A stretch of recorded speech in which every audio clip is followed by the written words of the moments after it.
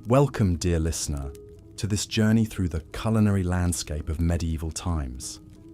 As you settle in for a moment of calm and relaxation, I invite you to share in the comments where in the world you're listening from and what time of day it is for you right now. I always love seeing how far our community of night owls stretches.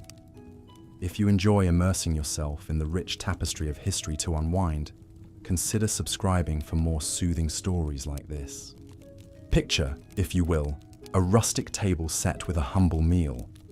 A bowl of thin, bland porridge, a hunk of dense, coarse bread, and perhaps a few morsels of tough, stringy meat, if the diner is lucky. This is the fare that sustained the majority of people in medieval times. While kings and nobles feasted on lavish multi-course banquets, the average peasant subsisted on a diet that was as meagre as it was monotonous. What factors conspired to make food in the Middle Ages so unappetizing for the masses? Let us explore this question and transport ourselves back to a time when filling one's belly was a daily struggle. In a medieval peasant's home, the aroma of exotic spices was noticeably absent. Cinnamon, ginger, nutmeg, pepper. These were luxuries reserved for the wealthy, brought from distant lands by intrepid merchants. Imagine the life of a spice trader in those times, navigating the treacherous Silk Road to bring a taste of opulence to European shores. For a glimpse of the value placed on these rare flavors, consider that in the 11th century, a pound of nutmeg cost 7 fattened oxen. The prohibitive expense of spices meant that the common folk had to make do with the pungent notes of garlic, mustard, and vinegar to enliven their plain fare.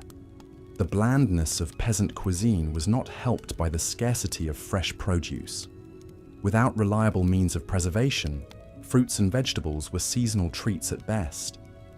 The lucky few who had access to a plot of land might grow some hardy crops like onions, leeks, and cabbages, but these were hardly enough to balance out a diet heavily reliant on grains. Breads and porridges made from barley, rye, and wheat formed the backbone of most meals, sometimes supplemented with legumes like peas and beans.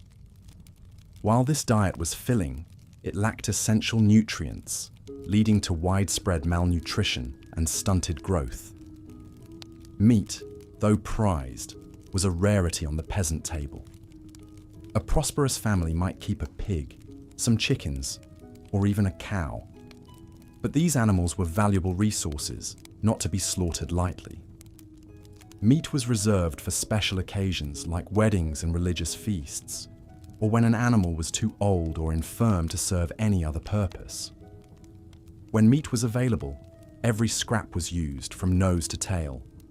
Offal, or organ meats, were common peasant fare, as were small birds and game caught by trapping or hunting, though poaching in the royal forests was a risky endeavor, punishable by severe penalties. Fish was more accessible than meat for those who lived near rivers or the sea, but it too was often preserved by drying, smoking, or salting to last through lean times. The result was a far cry from the delicate, flaky fillets we enjoy today. Herring, cod, and eel were among the most common catches, and they would be packed in barrels with generous amounts of salt to stave off spoilage. Freshwater fish like carp and pike were a delicacy reserved for the nobility, who maintained private fish ponds on their estates. The scarcity of fresh food meant that medieval cooks had to get creative with preservation methods. Pickling, fermentation, and drying were all common techniques to extend the shelf life of perishables. Cabbage would be shredded and fermented into sauerkraut, cucumbers and onions pickled in vinegar, and fruits like apples and pears dried for winter storage. These preserved foods added some much-needed variety to the peasant diet, but they were a far cry from the vibrant flavors of fresh produce.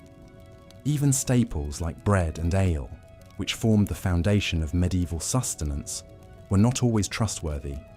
Unscrupulous bakers might stretch their dough with fillers like ground acorns, chalk, or even sawdust, leading to loaves that were as hard as rocks and about as nutritious. Ale, too, was often watered down to increase profits, a practice that earned some alewives a nasty reputation. In a time when clean drinking water was scarce, weak ale was often the only safe choice, as the brewing process helped to kill off harmful bacteria. This brings us to perhaps the most unappetizing aspect of medieval dining, the utter lack of hygiene. Without an understanding of germs and food safety, contamination was rampant. Livestock were often kept close to living quarters for warmth and protection, their waste seeping into the same areas where food was prepared and consumed. In crowded cities, garbage and human excrement filled the streets, tainting water sources and attracting vermin. It's no wonder that foodborne illnesses were rampant, with even royalty not immune to the perils of spoiled fare. King John of England, for example, is said to have died after overindulging in peaches and new cider, a feast that likely led to a fatal case of dysentery. The spectre of disease was never far from the medieval dinner table. The Black Death, which wiped out a third of Europe's population in the 14th century, spread in part due to the unsanitary conditions that allowed rats and fleas to thrive. Food markets were particularly notorious as breeding grounds for pestilence, with flies buzzing around meat stalls and rodents scurrying underfoot. It's a wonder that anyone survived the perils of medieval dining at all. Yet even in the face of scarcity and disease, there were glimmers of gastronomic hope. Monasteries and abbeys often served as havens of relative plenty, with well-tended gardens and orchards providing a bounty of fresh produce. Monks were known for their culinary skills, with some even penning cookbooks that offered a glimpse into the more refined cuisine of the upper echelons. Of course, this food was not shared freely with the masses, but some monasteries did offer alms to the poor as a form of charity. For the nobility, feasts were an opportunity to showcase their wealth and power. A royal banquet might feature dozens of dishes, from roast swan and peacock to delicate pasties and sweetmeats. Spices flowed freely, as did wine and ale, creating an atmosphere of gluttonous revelry. But even these lavish spreads were not without their dangers.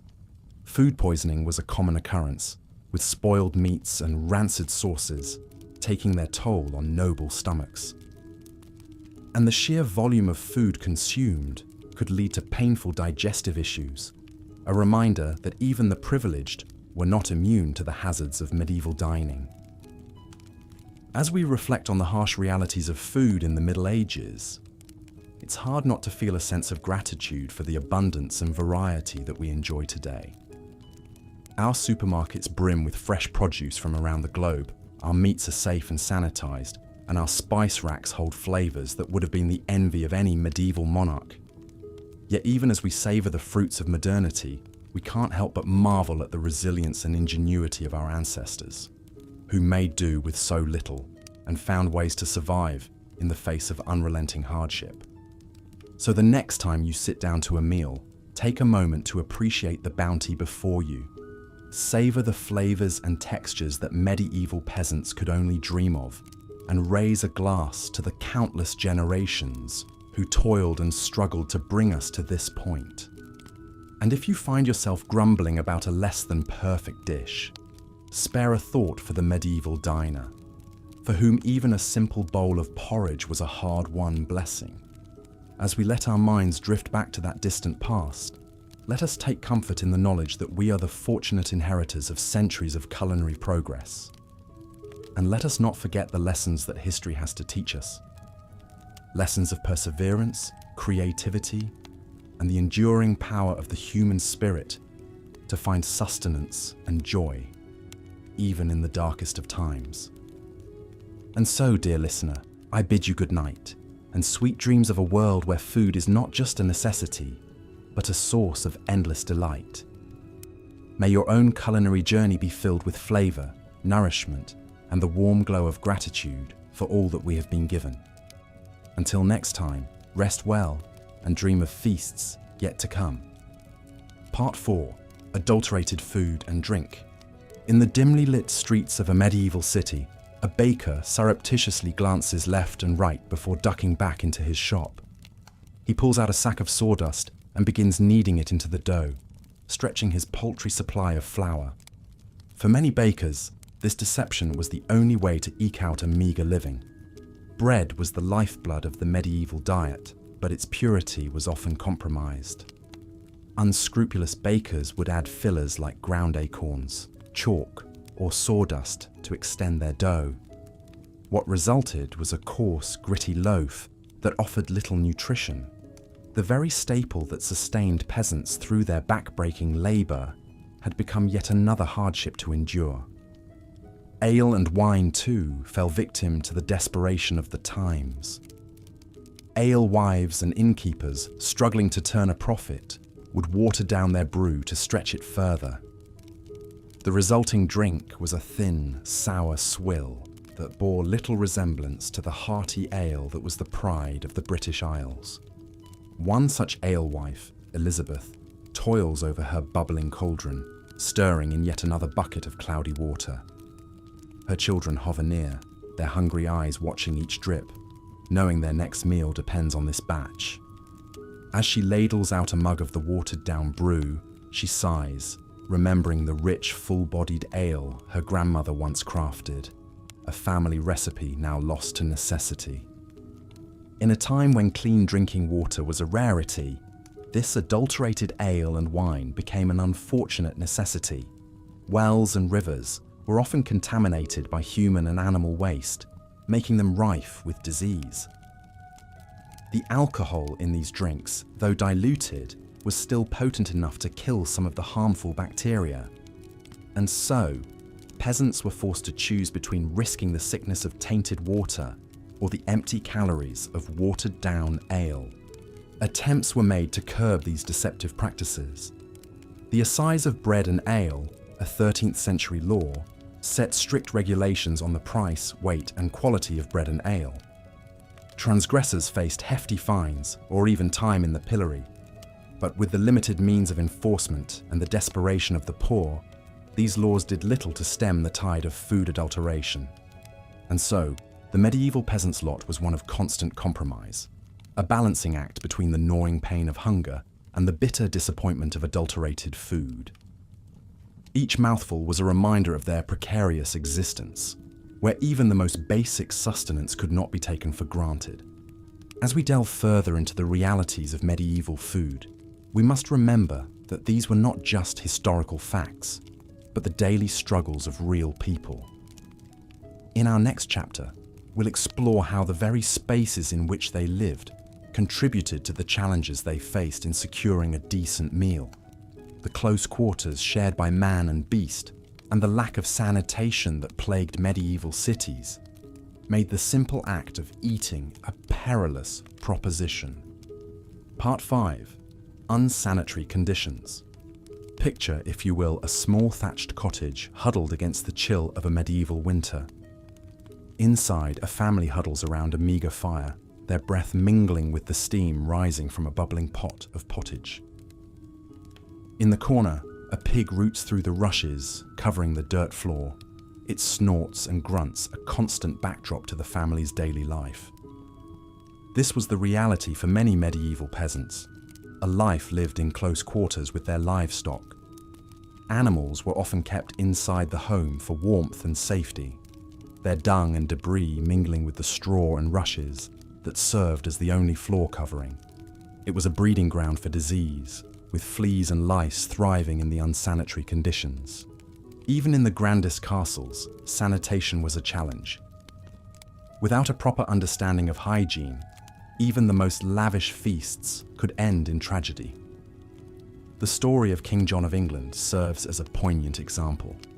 In 1216, while travelling across the country, the king fell ill after consuming a surfeit of peaches. Historians now believe these peaches were likely spoiled, leading to a case of dysentery that ultimately claimed the king's life. In the crowded cities of medieval Europe, the situation was even more dire. Narrow streets were choked with garbage and human waste, tainting the air and seeping into the water supply. In London, the River Thames served as both a source of drinking water and a dumping ground for the city's refuse. It's little wonder that disease ran rampant, with outbreaks of dysentery, typhoid, and even the dreaded Black Death. The Black Death, which swept through Europe in the 14th century, was in part able to spread so quickly and claim so many lives due to the unsanitary conditions of medieval cities. Fleas, carried by the rats that thrived in the filth, became the unwitting harbingers of the plague, spreading the disease from person to person with terrifying efficiency. For the average peasant, there was little escape from these unsanitary conditions. They lived and died amidst the filth, their bodies weakened by malnutrition and constant exposure to disease. Even the simple act of eating, which should have been a source of nourishment and comfort, became a gamble with every bite. As we consider these realities, it's easy to feel a sense of despair for the plight of the medieval peasant. But amidst this darkness, there were glimmers of light. The kindness of neighbours sharing what little they had, the solace found in faith and community. In our next chapter, we'll explore how the church, despite its own role in the hardships of the time, also offered a measure of relief and hope to the hungry and the downtrodden. Part 6. The influence of the church. The tolling of church bells marked the rhythm of life in medieval Europe. For peasants toiling in the fields, these peals signalled not just the call to prayer, but also a reprieve from the unrelenting demands of their work and their hunger. In a world where so much was uncertain, the church stood as a bastion of stability and authority. But this authority came with its own set of rules and restrictions, many of which centered around food. The Catholic Church mandated frequent fasting and meatless days, particularly during the penitential season of Lent. For 40 days before Easter, the faithful were expected to abstain from meat, dairy, and eggs, a tall order for those already struggling to put food on the table. The story of one peasant family illustrates the hardship these fasts could impose. John and his wife, Margaret, toiled from sunup to sundown on their small plot of land, barely growing enough to feed their 3 children. When Lent arrived, they faced a daunting choice: honor the fast and risk weakening their already malnourished bodies, or defy the church and face the consequences for their immortal souls. In the end, they chose to follow the fast, subsisting on meager portions of bread, pottage, and the occasional dried fish. By Easter, their faces were gaunt and their steps heavy with exhaustion. Yet they took solace in the belief that their suffering would be rewarded in the next life. Despite the additional hardships these fasts imposed, the church was not entirely deaf to the plight of the poor. Monasteries and abbeys often served as a source of food aid, distributing bread and alms to the needy as a form of Christian charity. The monks, with their vast lands and resources, were able to provide a measure of relief to the hungry masses. Yet even this charity had its limits. When crops failed and famine struck, the demand for aid often outstripped the church's ability to provide. And for those caught poaching in the royal forests, a desperate attempt to supplement their meager diets with fresh game, the church's mercy was noticeably absent. Poachers, if caught, faced severe punishments, from maiming to death, regardless of their circumstances. And so, the church's influence on medieval food was a double-edged sword. It provided solace and aid to some, while imposing additional burdens on others. For the peasant family, faith was both a source of strength and a further trial to endure in the face of unrelenting hunger. As we turn our gaze to the final chapter of our journey through medieval food, we'll witness a scene of shocking contrast: the opulent feast of a noble household. Against the backdrop of peasant hardship, these lavish displays serve as a stark reminder of the vast inequalities that defined the era. Part 7. The rare medieval feast. The great hall of the castle is alive with the flicker of 100 candles. Tapestries line the walls, their vibrant threads telling stories of heroic deeds and courtly love. At the head of the room, on a raised dais, the lord and lady preside over a scene of opulence and plenty. Down the center of the hall stretches a massive oak table, groaning under the weight of countless dishes. Whole roasted pigs, their skins crackling and golden, jostle for space with elegant silver platters of delicately spiced peacock. Baskets overflow with fresh-baked manche bread, each loaf as white and soft as a cloud. The air is thick with the aroma of saffron, cinnamon, and cloves, spices so precious they're worth their weight in gold. In the castle kitchens, the master cook orchestrates a symphony of culinary creation. He barks orders at his underlings, who scurry to baste the meats, stir the pots, and plate the elaborate subtleties, sugar sculptures crafted into fanciful shapes of castles and unicorns. For the cook, this feast is a chance to showcase his artistry and ingenuity, to solidify his reputation and secure his place in his lord's favor. As the feast progresses, the diners gorge themselves on a seemingly endless parade of dishes. They tear into the tender flesh of roast venison, sup on creamy almond soup, and savor the delicate flavor of blanc manger, a dish of shredded chicken mixed with rice, milk, and sugar. They wash it all down with goblets of richly spiced wine and frothy ale. But even amidst this revelry, there are reminders of the precariousness of medieval life. A noblewoman, her face flushed with wine, suddenly pales and excuses herself from the table, her stomach churning from the richness of the food.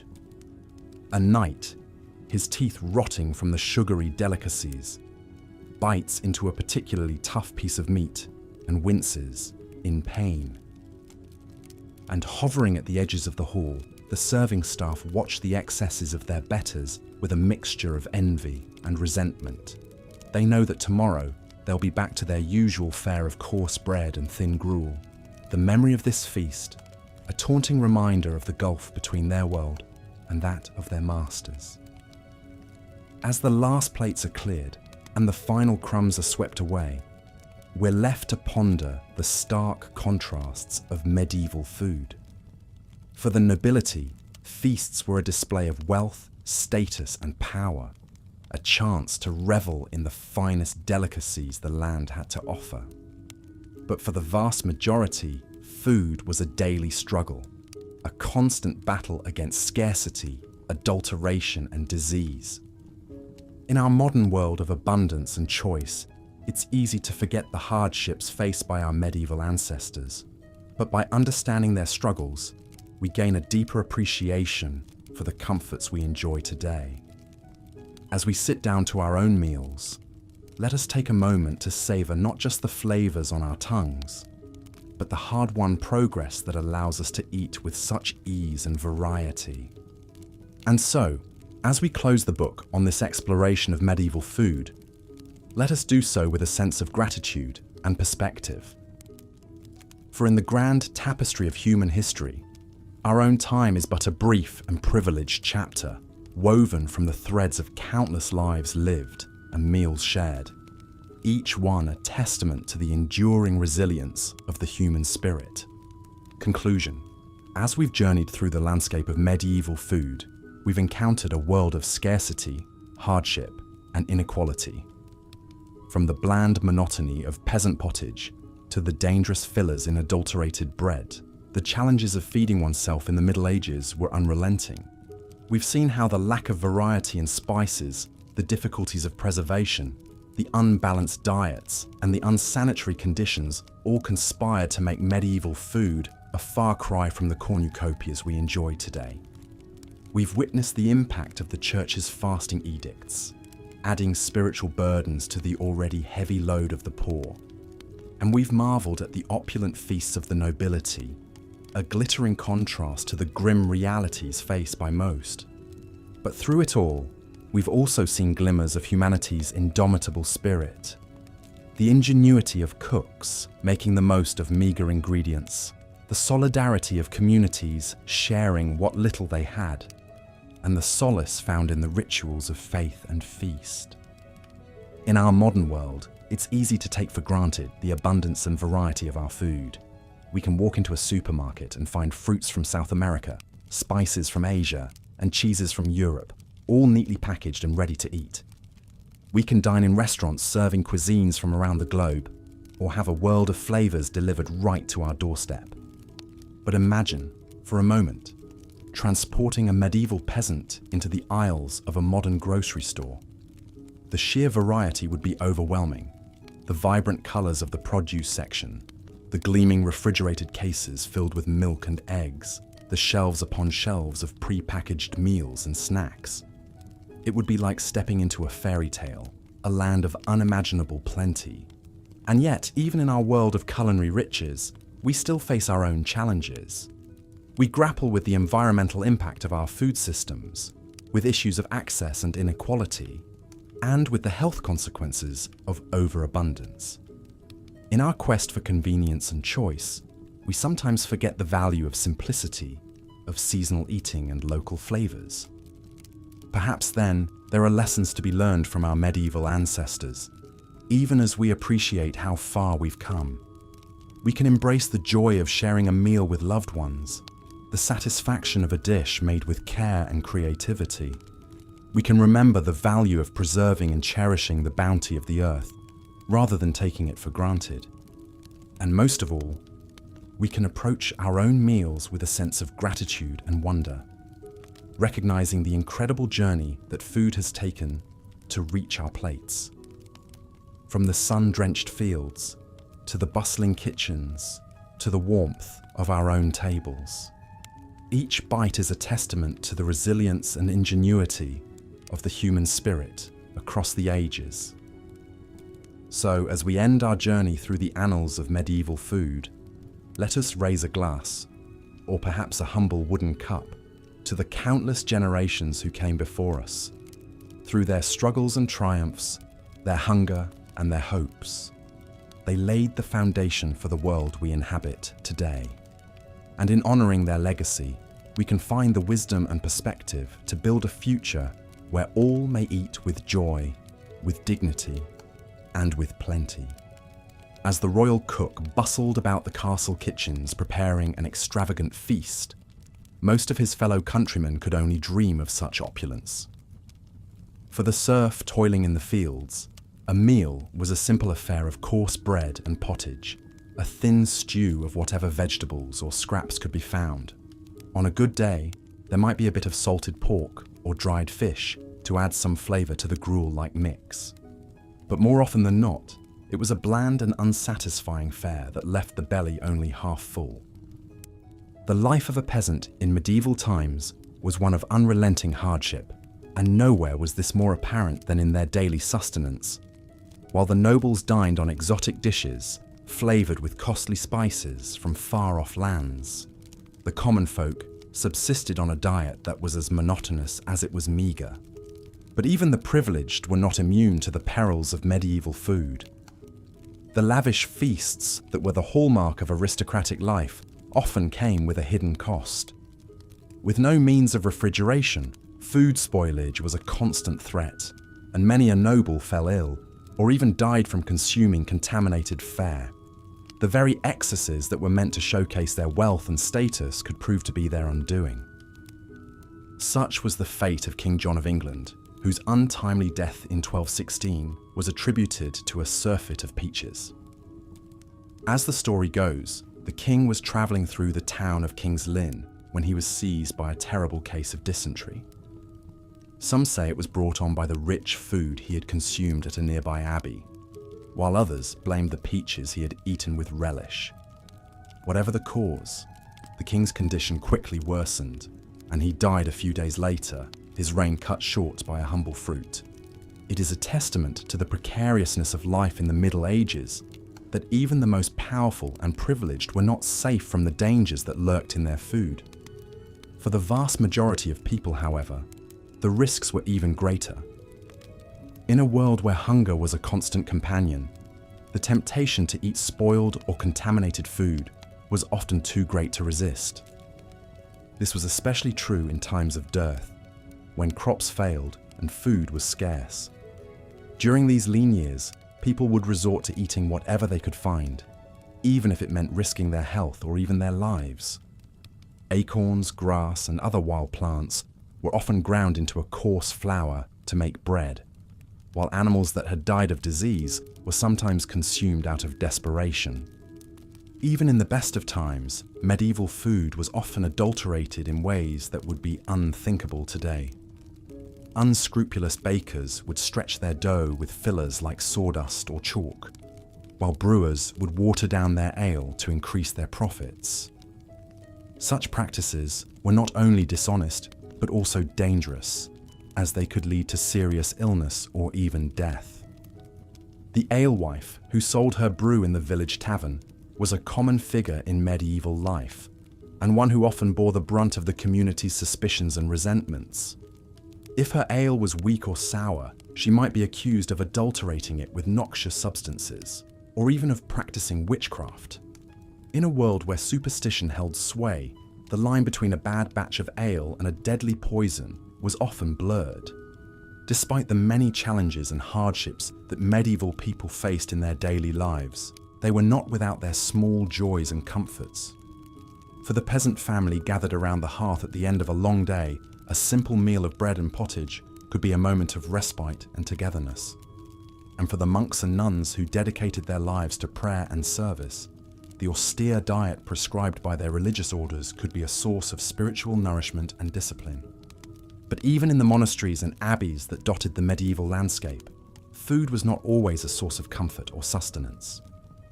During the holy season of Lent, when Christians were expected to fast and abstain from meat, the already limited diets of the religious orders would be further restricted.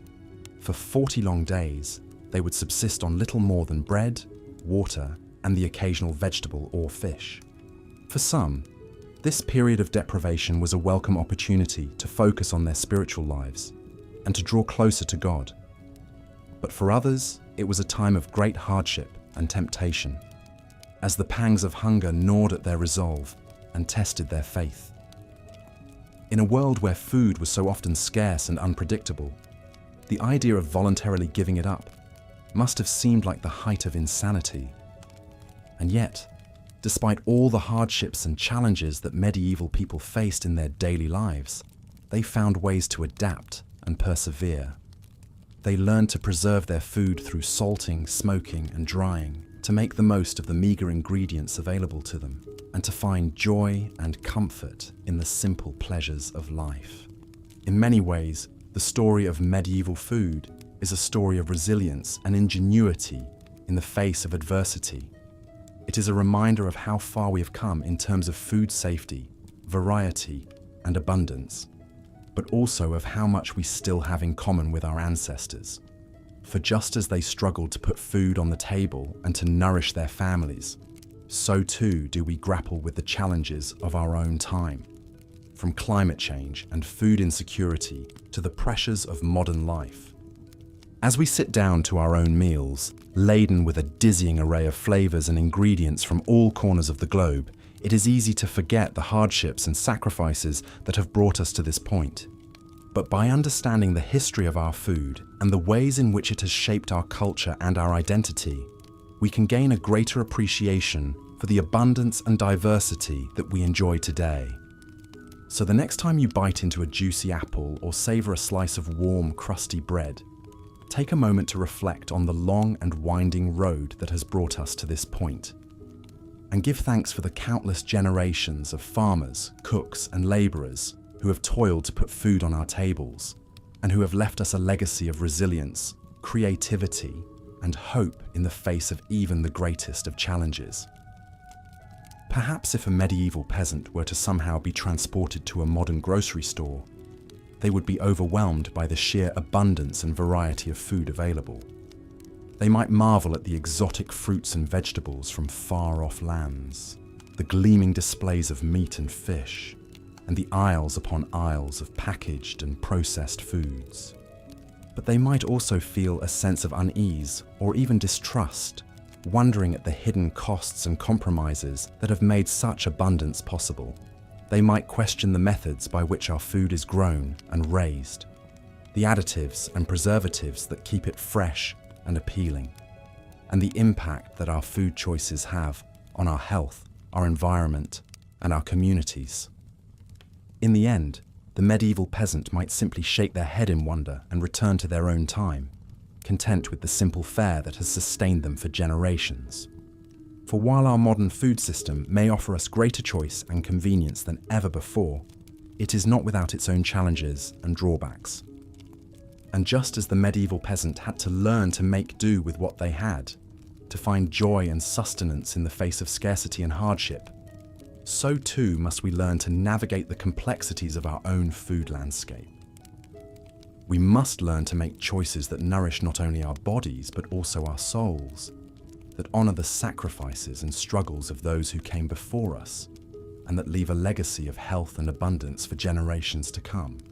So let us raise a toast to the humble peasant, the hard-working farmer, the skilled artisan, and all those who have labored to put food on our tables throughout history.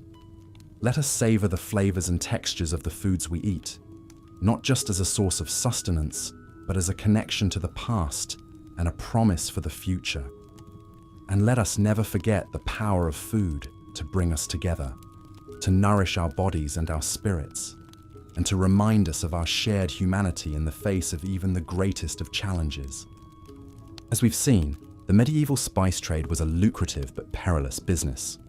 Those who controlled the flow of spices could amass great fortunes, while those who toiled to bring these precious commodities to Europe risked life and limb. One such spice merchant was a man named Giovanni di Marignoli. Born in the early 14th century to a noble Florentine family, Giovanni seemed destined for a life of ease and comfort. But a restless spirit and a thirst for adventure led him down a different path. In 1338, Giovanni set out on a journey that would take him across the known world, from the bustling ports of Italy to the distant lands of China and India. As a papal envoy and missionary, his official purpose was to spread the Christian faith. But Giovanni was also a keen businessman, always on the lookout for valuable spices and other exotic goods to bring back to Europe. Giovanni's travels were fraught with danger at every turn. He crossed the vast deserts of Central Asia, braving sandstorms and bandits. He navigated treacherous mountain passes in the Himalayas, battling altitude sickness and frostbite. He sailed the storm-tossed seas of the Indian Ocean, praying to survive each monsoon season.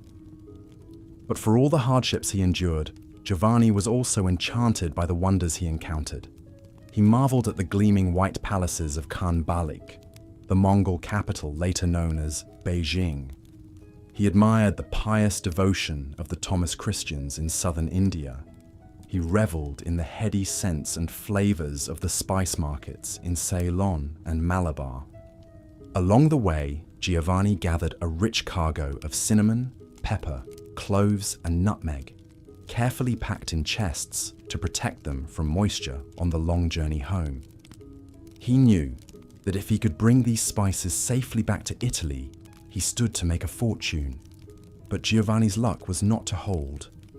According to some accounts, his ship was lost at sea on the return voyage, taking him and his precious spices down to the briny deep. Other tales hold that he survived the journey, only to be robbed and murdered by brigands on the outskirts of Florence, his spices scattered to the wind.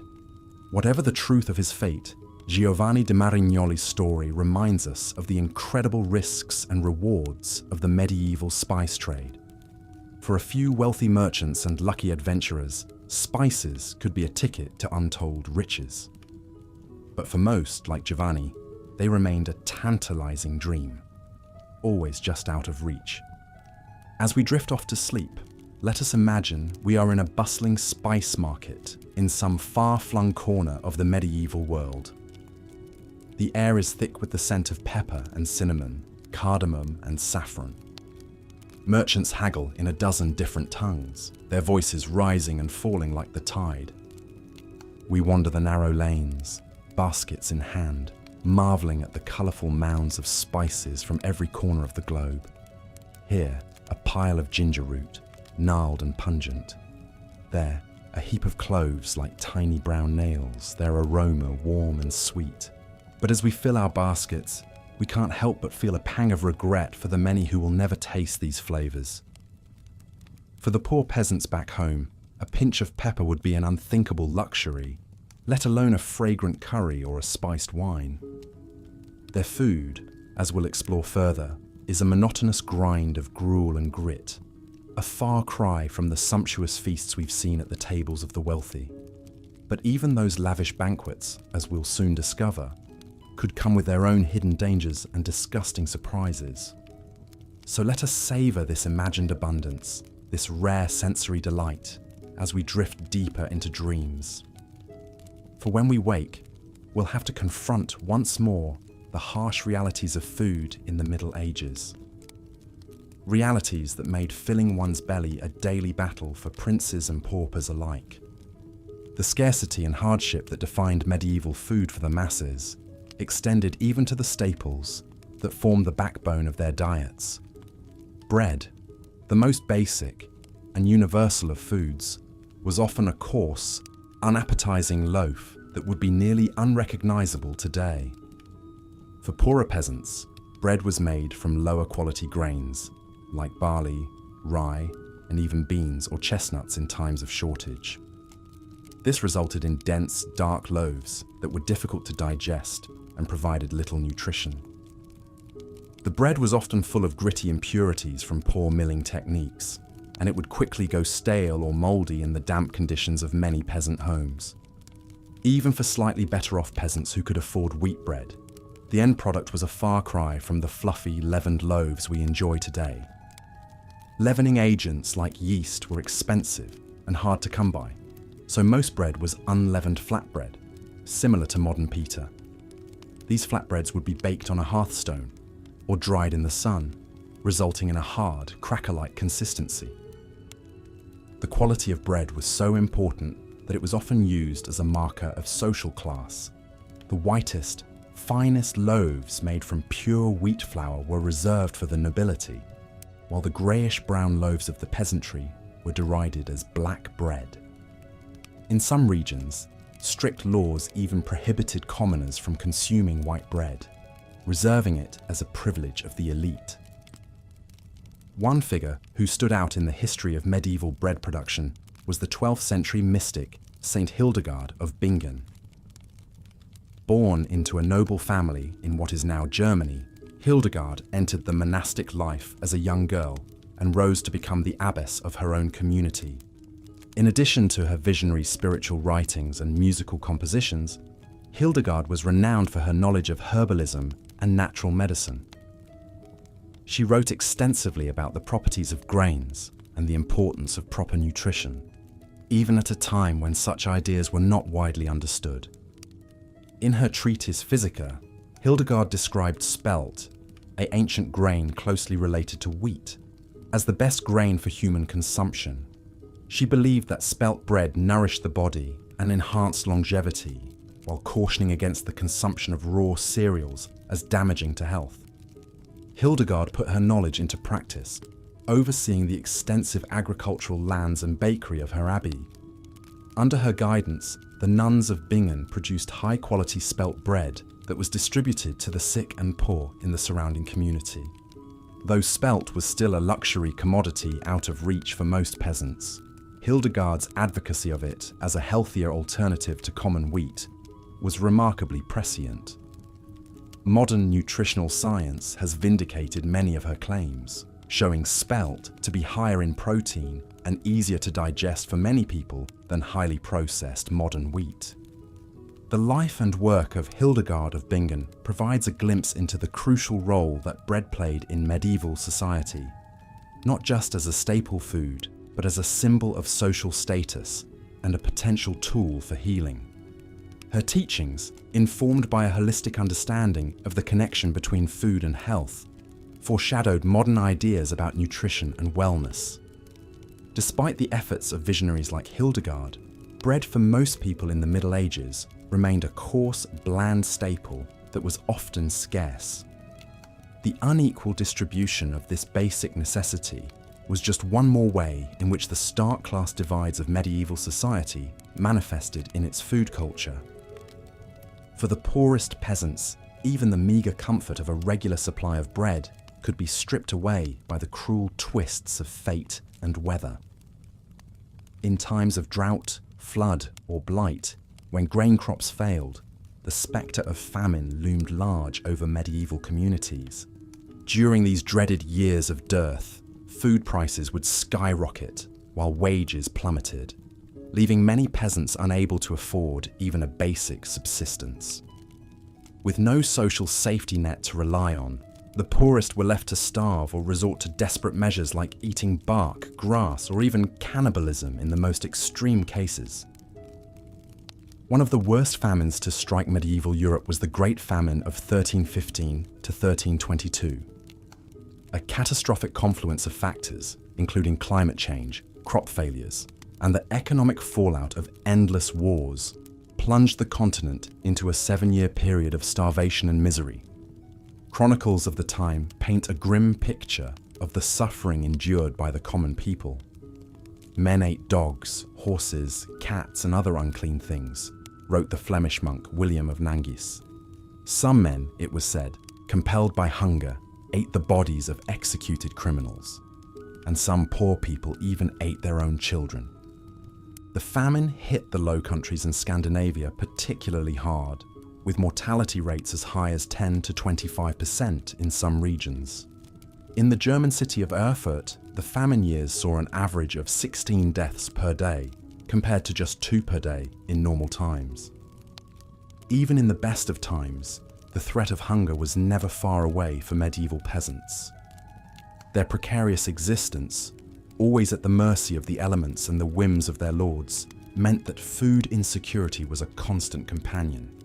The grim reality of famine cast a long shadow over the medieval world, serving as a reminder of the fragility of life in an era before modern agriculture and social welfare. It was a world where even the most basic necessity of bread could not be taken for granted, and where the spectre of starvation lurked just one bad harvest away. As we continue our journey through the culinary landscape of the Middle Ages, we'll see how this pervasive scarcity and insecurity shaped not just the diets, but the entire worldview of medieval people. In a time when a full belly was a luxury and a stale crust a treasure, food took on a significance that is hard to imagine from our modern vantage point of abundance and choice. But first, let's turn our attention to another staple of the medieval diet that was scarcely more appetizing than the era's bread: meat. For all but the wealthiest nobles, meat was a rare treat reserved for special occasions. And when it did appear on the menu, it often came in forms that would turn the stomachs of modern diners. In the absence of refrigeration, medieval people had to rely on a variety of preservation methods to keep meat from spoiling. Salting was the most common technique, with heavily salted meats being a staple of winter diets. But the salt itself was often of poor quality, full of impurities that could make the meat taste bad or even cause illness. Smoking and drying were also used to preserve meats, particularly in the form of sausages and hams. These could keep for longer periods, but would become hard and unappetizing over time, with a texture more akin to leather than to the juicy, tender meats we enjoy today. For most peasants, meat usually meant tough, stringy cuts from older animals that were no longer useful for milk or labor. Beef was rarely eaten by commoners, as cattle were simply too valuable to slaughter. Pork and poultry were somewhat more common, but were still luxury items for most. The type and amount of meat in medieval diets varied significantly by region and social status. In Slavic regions and parts of Scandinavia, people largely relied on freshwater fish rather than terrestrial meat.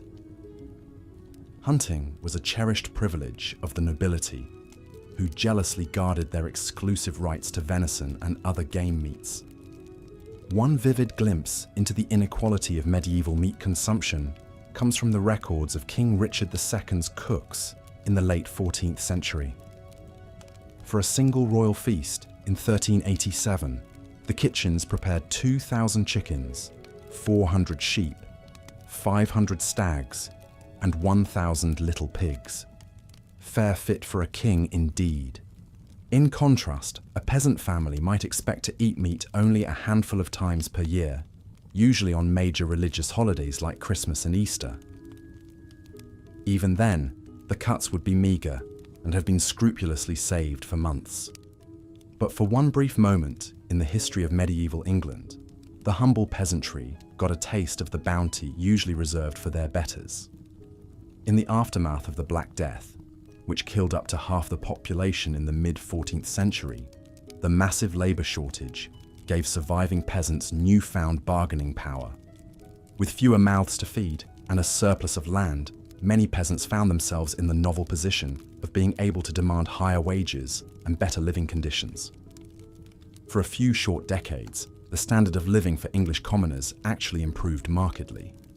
Meat consumption rose as more peasants could afford to keep livestock for their own tables rather than for the markets. Wages doubled or even tripled in some regions, allowing labouring families to supplement their usual fare of porridge and bread with the occasional chicken, pig, or even cow. But this golden age for the peasantry was to be short-lived. The landed nobility, alarmed at the rising power of the lower classes, fought back with laws attempting to freeze wages at pre-plague levels and tie peasants to the land. The tensions between the emboldened peasantry and the reactionary aristocracy would erupt in the Peasants' Revolt of 1381. Though the revolt was brutally suppressed, with its leaders executed and its gains largely rolled back, it stands as a testament to the transformative impact of the Black Death on medieval society. For a brief, shining moment, the common people of England got a taste of a life less constrained by scarcity and toil. But for most of the Middle Ages, and for most people, meat remained a rare and coveted treat. Its scarcity made it a potent symbol of status and wealth, a tangible reminder of the chasm between the haves and have-nots. In the great halls of castles and manors, nobles and knights feasted on heaping platters of roasted game and delicate fowl, washing it down with fine wines and honeyed mead. But in the hovels of the peasantry, a scrap of salted pork or a stringy chicken leg was a hard-won delicacy to be savoured and stretched as far as it could go. This disparity in access to such a basic foodstuff underscores the harsh inequalities that defined life in the Middle Ages. In a world where even a full belly was a mark of privilege, the gulf between rich and poor was as wide as the distance between a king's banquet table and a peasant's empty trencher. As we've seen, the rare morsel of meat was a highlight in the otherwise dreary and monotonous diet of most medieval people.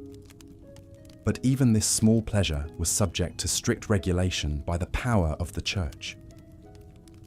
In medieval Europe, the Catholic Church wielded immense influence over every aspect of daily life, and food was no exception. The church calendar was dotted with fast days and meatless days, when the consumption of animal products was strictly forbidden. The most significant of these was the season of Lent, the 40-day period leading up to Easter. During this time, all meat, dairy, and eggs were off limits, leaving the faithful to subsist on a meagre diet of fish, vegetables, and bread. For wealthy nobles, this was a minor inconvenience. They could afford to import exotic fruits, nuts, and spices to liven up their Lenten fare, and their well-stocked fish ponds ensured a steady supply of fresh seafood. But for the poor, Lent meant an even more restricted and monotonous diet than usual. The Church's rationale for these dietary restrictions was rooted in the idea of penance and spiritual discipline. By denying themselves the pleasures of the flesh, even in the form of food, the faithful were thought to be purifying their souls and aligning themselves with the suffering of Christ. But in a world where hunger and scarcity were daily realities for most people, the idea of voluntary deprivation must have seemed a bitter irony. For peasants who rarely tasted meat anyway, the imposition of additional restrictions could feel like a cruel joke. Yet the power of the Church was so great that few dared to openly flout its dietary decrees. To do so was to risk not just social ostracism, but the very real threat of eternal damnation. In a time when the afterlife was considered more real and important than earthly existence, this was a potent deterrent indeed. One poignant tale that illustrates the hardships of Lenten fasting comes from the records of a 14th century English manor. In 1322, a peasant woman named Agnes Paston was brought before the manor court on charges of stealing 2 loaves of bread during Lent. In her defence, Agnes pleaded that she had stolen the bread to feed her starving children, who were too young to understand the rules of the fast.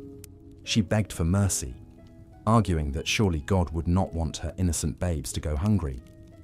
The court, moved by her plea, took the unusual step of acquitting Agnes of the theft charge.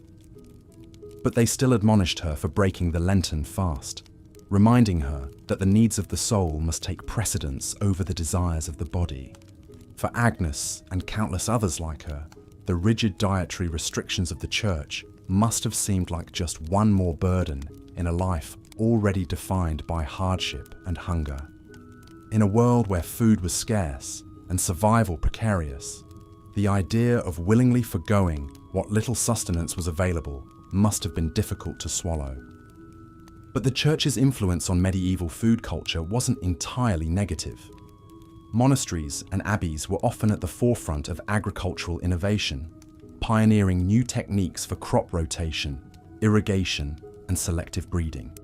They also served as repositories of classical knowledge about agriculture and food preservation, keeping alive the wisdom of ancient Rome and Greece. Moreover, the church played a vital role in providing food aid to the poor and hungry. Monasteries were known for their charitable distribution of bread and ale to the needy, and many operated hospitals and almshouses to care for the sick and destitute. In a time before social welfare programs or organized charity, the church was often the only safety net available to the most vulnerable members of society. Its teachings about the virtues of charity and the sin of gluttony helped to create a moral imperative for those with means to share their bounty with the less fortunate. Of course, this charity was often mixed with a hefty dose of paternalism and moral judgment. The poor were expected to be grateful for whatever scraps they were given and to accept their lot in life as divinely ordained. But for those on the brink of starvation, even a small act of kindness could mean the difference between life and death. As the Middle Ages wore on, the culinary distance between the wealthy and the poor only grew wider. By the late 14th and 15th centuries, Europe was in the grips of what some historians have called the Little Ice Age, a period of cooler temperatures and frequent climatic disruptions. Crop yields declined as fields were battered by droughts, floods, and unseasonable frosts. Food prices skyrocketed, leaving many commoners unable to afford even basic staples. At the same time, the Black Death and subsequent waves of plague had decimated the population, leading to labor shortages and rising wages. In response, the nobility and emerging merchant class doubled down on conspicuous consumption as a way to display their wealth and status. Lavish banquets featuring exotic dishes and opulent displays of sugar sculptures and gilded peacocks became the order of the day. Meanwhile, the poor were left to survive on whatever meager scraps they could scrounge. In times of dearth, many were reduced to eating famine bread, made from a desperate mix of peas, beans, acorns, and even sawdust. Others resorted to foraging for wild plants or hunting any animals they could catch, from rodents to crows. But even in the midst of this stark inequality, there were glimmers of hope and resistance. Peasant revolts, like the English Rising of 1381 or the German Bundschuh movement of the early 16th century, saw the common people rising up to demand better treatment and a fairer share of the wealth. While these uprisings were often brutally suppressed, they nonetheless testified to the unquenchable human spirit and the enduring dream of a world where everyone could enjoy the basic dignity of a full belly and a decent life. And in the kitchens and gardens of ordinary people, the seeds of a more vibrant and diverse food culture were being planted. Women, who bore the primary responsibility for feeding their families, were the unsung heroes of medieval cuisine. With creativity and resourcefulness, they found ways to coax flavor and nourishment out of even the humblest ingredients.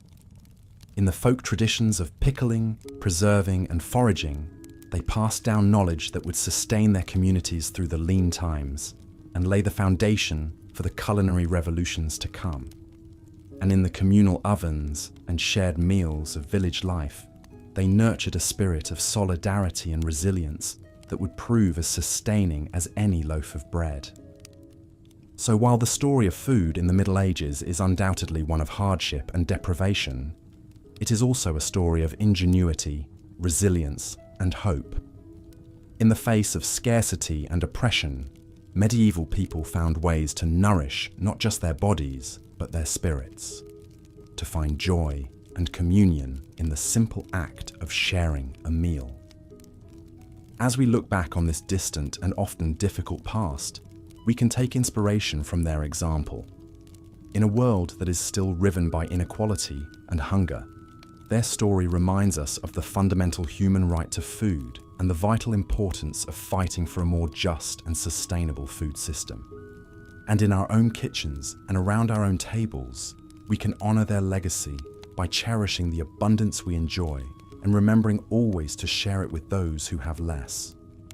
For in the end, the true measure of a society is not in the opulence of its feasts, but, as we've seen, for the vast majority of people in medieval Europe, food was a daily struggle of scarcity, monotony, and even danger.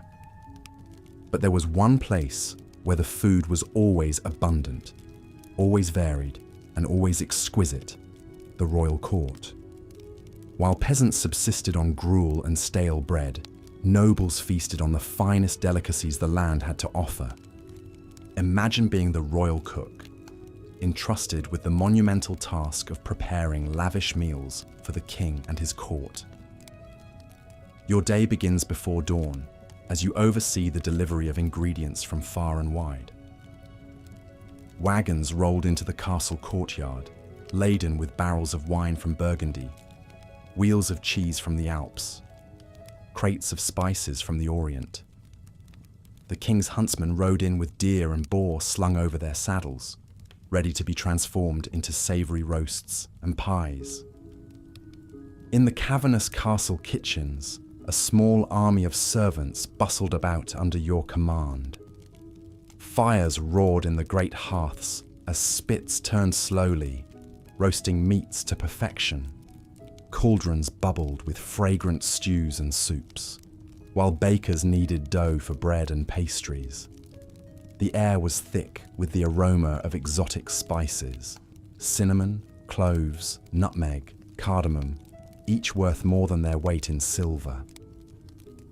As the hour of the feast approached, you put the finishing touches on your creations. A magnificent roast swan, its plumed neck curving gracefully on the platter.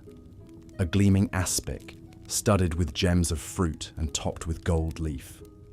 A towering subtlety in the shape of the king's coat of arms, painted in vibrant hues. Each dish was a work of art, crafted to delight the eye as much as the palate.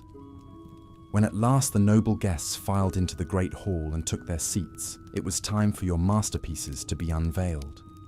Servants paraded the platters in, presenting each to the high table with a flourish. The guests oohed and ahed as they were served, marveling at the bounty before them. For a few glorious hours they dined like gods, sampling delicacies from every corner of the known world.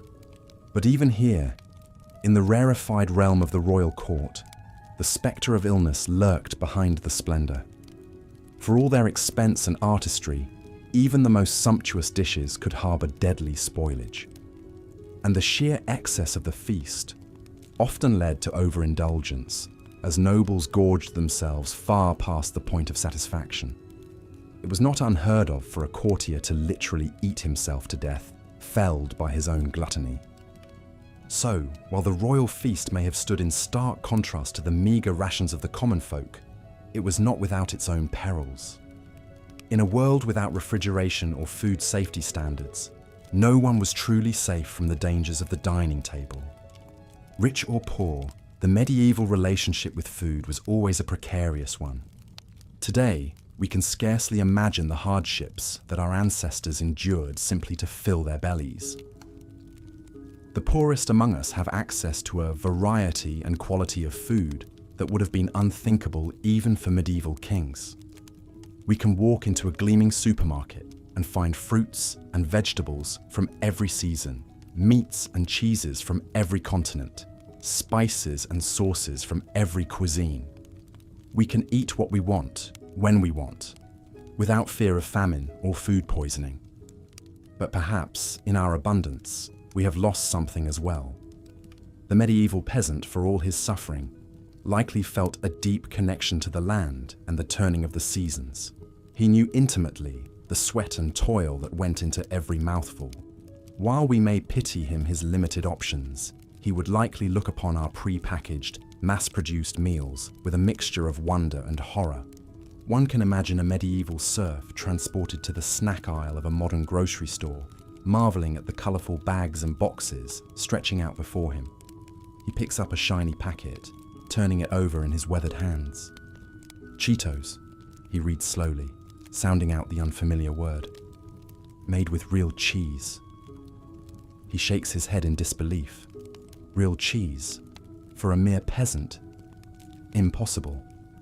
He puts it back on the shelf and moves on, overwhelmed by the strange bounty of this new world. As we drift off to sleep, bellies full of whatever we desire, let us take a moment to reflect on the privilege of choice. Let us remember the countless generations who came before, who fought and scraped and starved so that we might have the luxury of a full larder. And let us be grateful for the simple, everyday miracle of enough to eat. As the sun set over the bustling port city of Venice, a weary spice merchant named Luca disembarked from his ship, his precious cargo of exotic spices from the east secured tightly in his satchel. Luca had spent months traversing the treacherous Silk Road, braving bandits, sandstorms, and searing heat to bring a taste of faraway lands to the tables of wealthy Europeans. For Luca and merchants like him, the spice trade was a lucrative but perilous endeavor. The demand for spices like pepper, cinnamon, cloves, and saffron was insatiable among the nobility, who used them to flavor their rich dishes and show off their affluence. But for the common folk, these fragrant seasonings remained an unattainable luxury, their meals remaining sadly bland and unappetizing. As Luca navigated the winding canals of Venice to deliver his wares to his wealthy clientele, he couldn't help but reflect on the stark divide between the opulent feasts of the rich and the meager rations of the poor. While nobles dined on succulent roasts, flavored with exotic spices, peasants subsisted on little more than coarse bread and watery porridge, their palates never knowing the lively tang of pepper or the warm, sweet embrace of cinnamon. The life of a spice merchant was one of constant movement and danger, with fortunes won and lost on the whims of the sea and the shifting sands of the desert. Luca had seen his fair share of hardships on his journeys: attacks by marauding bandits, treacherous mountain passes, and the ever-present threat of disease. But he pressed on, driven by the promise of riches and the thrill of the unknown. As he made his final deliveries and counted his profits, Luca couldn't shake the feeling that for all the wealth and prestige the spice trade brought him, it remained a bitter reminder of the deep inequalities that plagued medieval society. While he dined on saffron-infused stews and fragrant spiced wines, the common people went to bed with growling stomachs, their dreams haunted by the enticing aromas that wafted from the kitchens of the elite. With a heavy heart, Luca retired to his lavish villa for the night, knowing that tomorrow he would once again set sail for distant lands, chasing the promise of fortune and leaving behind a world where the simple pleasure of a flavorful meal remained an unattainable dream for most. As the first light of dawn crept over the horizon, a weary housewife named Matilda stirred from her slumber, her mind already racing with the countless tasks that lay ahead. For Matilda and countless other women across medieval Europe, The arrival of autumn heralded not a season of bountiful harvests and joyous feasts, but rather a time of ceaseless labour and gnawing anxiety about the looming spectre of winter. With the days growing shorter and the nights turning colder, Matilda knew that she had precious little time to preserve what meagre crops her family had managed to coax from the unyielding earth. Every scrap of food was precious, and nothing could be allowed to go to waste, lest they face the unthinkable prospect of starvation in the bleak months ahead. As she set about her work, Matilda's mind wandered to the lavish feasts of the nobility, where sumptuous meats and exotic delicacies were consumed with wanton abandon. For her and her fellow peasants, such extravagances were little more than cruel jests, taunting reminders of the vast chasm that separated the haves from the have-nots in the rigid hierarchy of medieval society.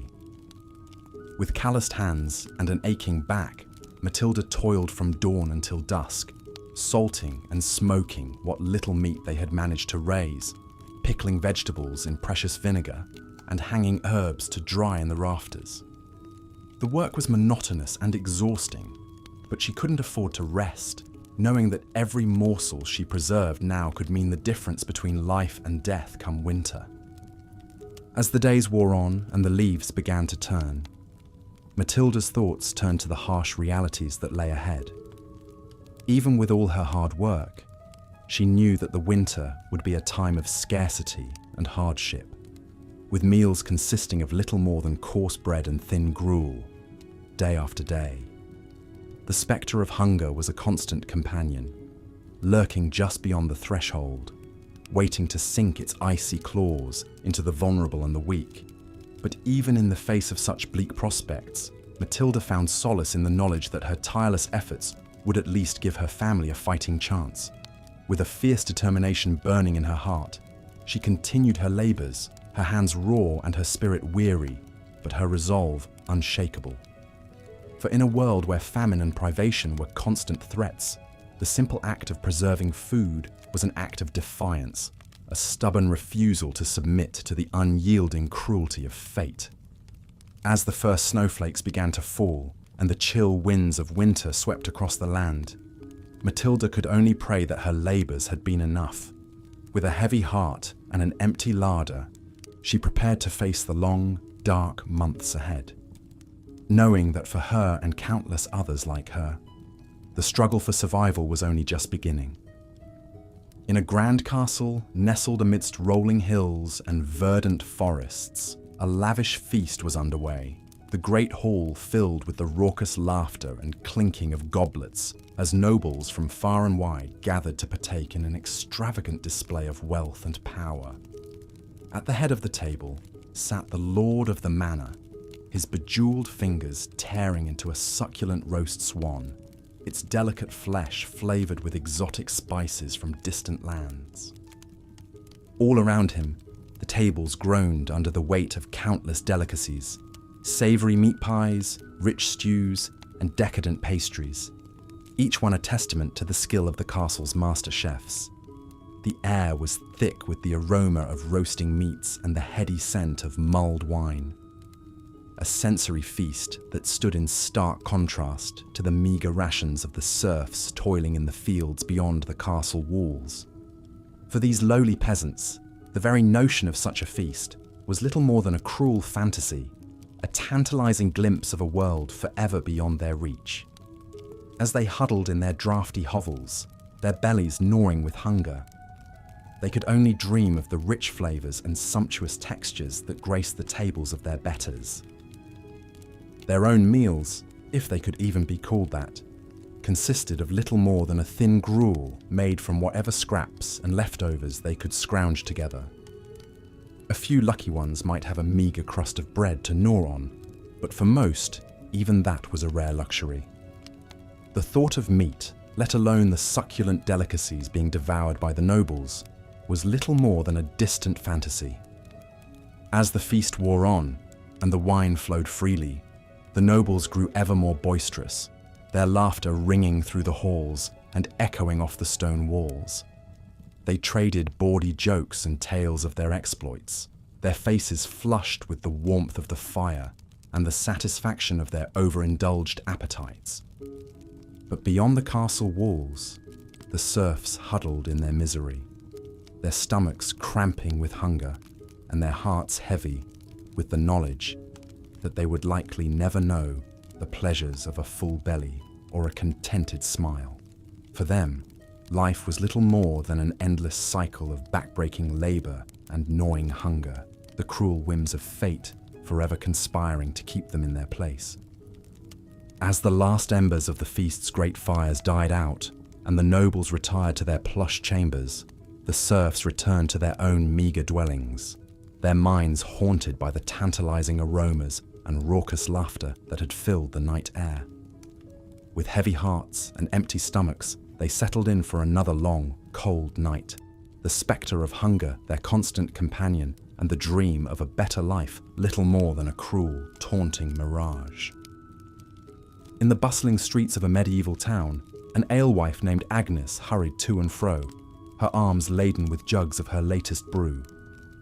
Agnes was a stout, no-nonsense woman who had been brewing ale for as long as anyone could remember. It was a hard life, fraught with long hours and meager profits, but it was the only life she had ever known. As she made her way through the winding alleys, dodging the refuse and filth that littered the streets, Agnes couldn't help but feel a pang of guilt over the shortcut she had taken with her latest batch.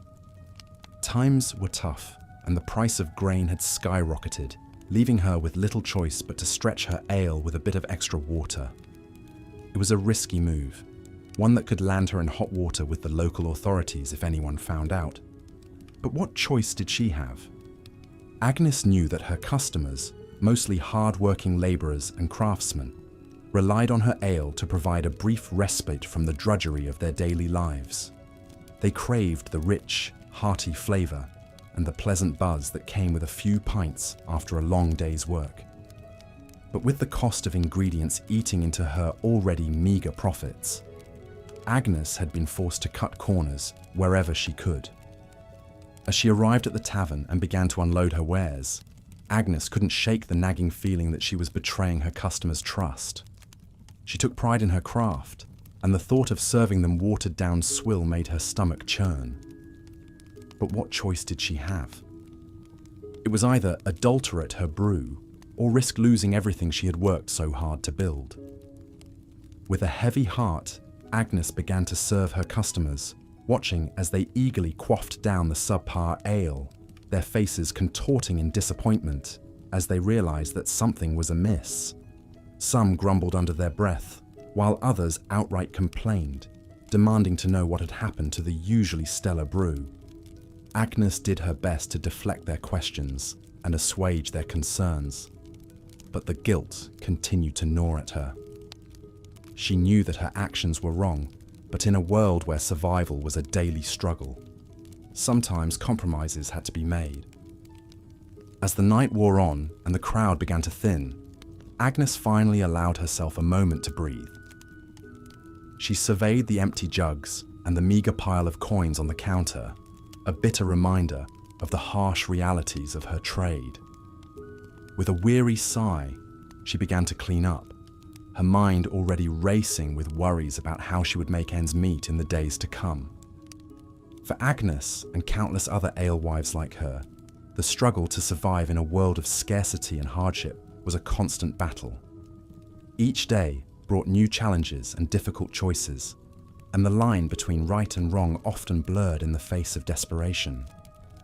But still, they persevered, driven by the hope that someday, somehow, their hard work and sacrifice would pay off, and they would finally know the taste of a better life.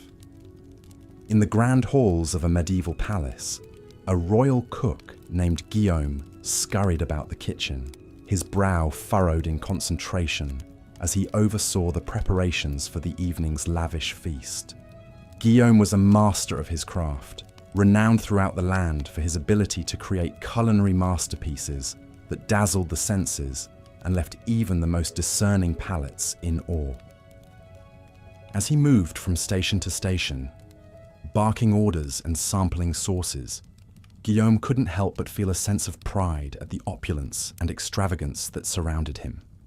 The kitchen was a hive of activity, with scullery maids and kitchen boys scurrying to and fro, their arms laden with the finest ingredients from across the realm. There were plump capons and succulent roasts, their skins glistening with honey and spices, mountains of fresh fruits and vegetables, their colours so vibrant they seemed to leap off the platters, and delicate pastries and confections, each one a work of art in its own right. It was a true testament to the wealth and power of the royal court, and Guillaume revelled in his role as the mastermind behind it all. But even as he basked in the glory of his creations, Guillaume couldn't shake the unease that gnawed at the back of his mind.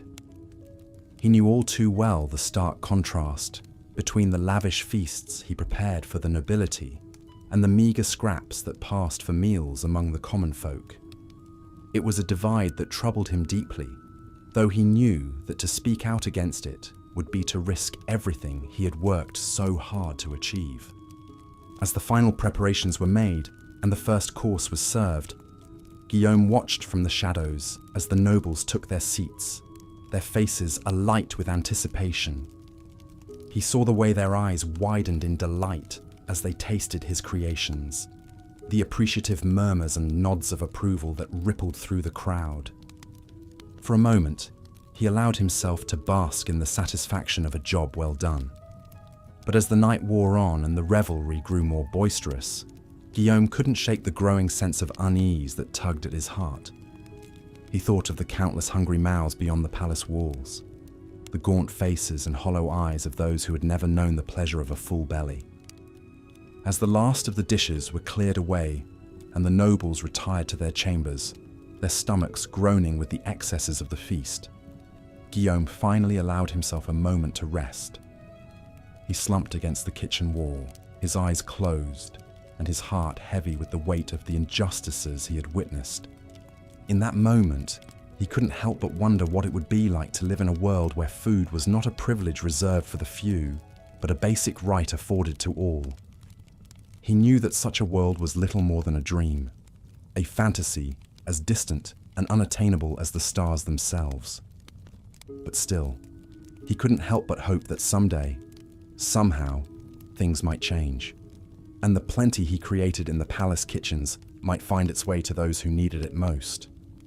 Until then, Guillaume knew that he would continue to ply his trade, his hands forever stained with the guilt of the plenty he created and the poverty he helped perpetuate.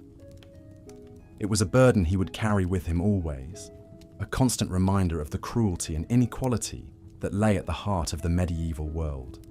As we have journeyed through the annals of medieval history, exploring the harsh realities and cruel inequities that define the era's food culture, it is impossible not to feel a sense of gratitude for the relative abundance and variety that we enjoy in the modern age. The struggles and hardships faced by our ancestors, from the lowliest serf to the most skilled artisan, serve as a poignant reminder of just how far we have come in our quest to ensure that all people have access to the basic necessities of life. But even as we celebrate the progress we have made, it is important to remember that the spectre of hunger and malnutrition still looms large in many parts of the world. Even in the midst of plenty, there are still those who go to bed with empty stomachs and aching hearts, their dreams haunted by the same cruel inequalities that plagued the medieval world. As we reflect on the lessons of the past and the challenges of the present, it is clear that the fight for food justice is one that is far from over.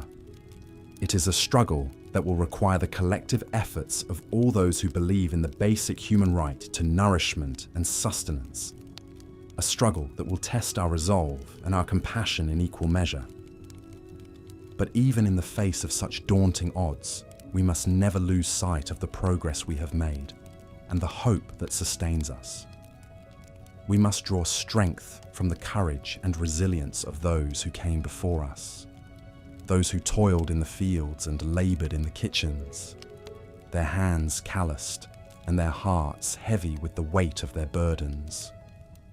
And we must continue to push forward, to fight for a world in which no one goes hungry, and in which the bounty of the earth is shared equally among all those who call it home. It is a vision that may seem distant and unattainable, a dream as fragile and fleeting as the wisps of steam rising from a bowl of gruel. But it is a dream worth fighting for, a dream that has the power to transform the world and bring hope to the hearts of all those who hunger for a better tomorrow. So let us go forth with renewed purpose and determination, armed with the knowledge of the past and the hope of the future. Let us work to build a world in which the plenty of the palace kitchens finds its way to the bellies of the poor, and in which the joys of the harvest are shared by all those who have labored to bring it to fruition. For in the end, the struggle for food justice is not just about filling stomachs and sating hunger. It is about the very essence of what it means to be human, about the bonds of compassion and empathy that bind us all together across the gulfs of time and space. It is a struggle that will require all of our strength and all of our courage, but it is a struggle that we cannot afford to lose. So let us go forth with open hearts and willing hands, ready to do our part in the great work of building a world in which all people can know the simple joy of a full belly and a contented smile. For in that world, the legacy of the medieval food culture will not be one of scarcity and deprivation, but one of abundance and hope, a testament to the enduring power of the human spirit to overcome even the darkest of times. Of course, for the peasants toiling in the fields from dawn to dusk, such extravagance was unimaginable. They subsisted on the most meagre of meals, their bellies never fully sated. A typical repast might consist of a thin barley or rye porridge, known as pottage, accompanied by a hunk of dense, coarse bread. If they were fortunate, they might have a small scrap of hard cheese or a few shriveled peas to add some sustenance. Meat was a rare luxury, perhaps a bit of tough, stringy salted pork on a special occasion like Christmas or Easter. The lack of variety in the peasant diet was striking. While the nobility dined on delicacies from distant lands, the common folk made do with the same bland staples day after day. There was little to break the monotony save for the changing of the seasons, which dictated what meagre produce might be available. In the spring, tender greens like nettles or dandelions might provide a welcome respite from the usual fare. Come summer, a few precious fruits, small, hard apples or bitter crab apples, could be gathered from the woods. Autumn brought the harvest season, a time of back-breaking labour, but also a brief abundance of fresh grains, and perhaps a slaughtered hog or two to put up salt meat for the long winter ahead. Ah, winter, the leanest and most dreaded of seasons for the medieval peasant. As the days grew short and the nights bitter cold, families huddled around smoky hearths, bellies pinched with hunger. What little food remained from the harvest had to be carefully hoarded, doled out in small portions to make it last until spring. This was the time of year when the pottage grew thinner and more watery, the bread even harder and more tooth-breaking. Starvation was a constant spectre, waiting to claim the weak and vulnerable. It's hard for us to imagine such a precarious existence where a single failed crop could spell doom for an entire village. Yet for most people in the Middle Ages, this was the grim reality of daily life. They lived at the mercy of the elements, the nobility, and the often cruel whims of fate. A mouth to feed was a burden as much as a blessing, another empty belly to fill from limited resources. Even those slightly higher up the social ladder, like skilled craftsmen or prosperous freemen, rarely enjoyed much better fare than their poorer neighbours. A bowl of pottage might be enriched with a bit of precious butter or a scrap of meat. But the fundamental monotony remained. The same could be said for the monks in their abbeys and monasteries. While they generally ate better than the laity, subsisting on bread, cheese, fish, and ale, their diet was still quite Spartan by modern standards. Rich spices and exotic ingredients were reserved for the tables of the nobility. Speaking of ale, it was the common drink of the Middle Ages, consumed by young and old alike. Clean drinking water was often scarce, and the fermentation process provided some protection against waterborne illnesses.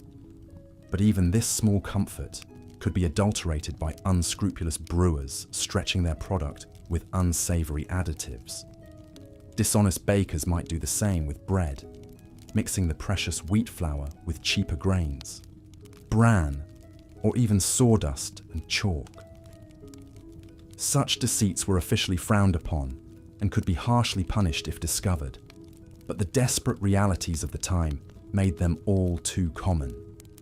This was a world where food was a daily struggle, a relentless cycle of toil and hunger for all but a privileged few. The nobles in their grand halls, dining on elaborately prepared dishes and fine wines, seemed to inhabit an entirely different plane of existence from the grimy, half-starved peasants working their lands. It was a stark divide, one that bred resentment and sometimes open rebellion. But more often, it bred a sort of grim resignation, an acceptance that this was simply the way things were. A peasant's lot was to suffer and endure, to eke out a meagre living from an unforgiving land and hope for a better life in the hereafter. Yet even in the midst of such hardship, there were small moments of respite and celebration.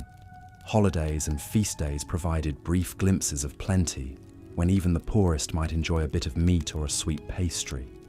Weddings, christenings, and other milestones were marked with communal meals, a chance for neighbours to come together and share what little they had.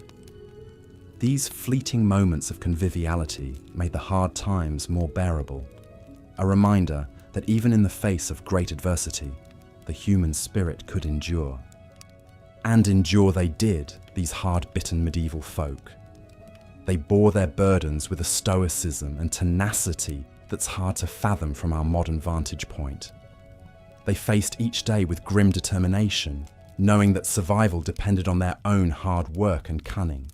In a world where starvation was always lurking just around the corner, there was no room for idleness or self-pity. Perhaps that's why tales of great feasts and fantastical foods held such appeal in medieval popular culture. In a society where hunger was the norm, stories of tables groaning under the weight of succulent meats, fresh fruits, and sweet delicacies offered a tantalizing escape from reality. Myths and legends often featured magical cauldrons that never ran empty or enchanted lands where no one ever went hungry. These fanciful tales spoke to a deep, unquenchable yearning for plenty in a world defined by scarcity.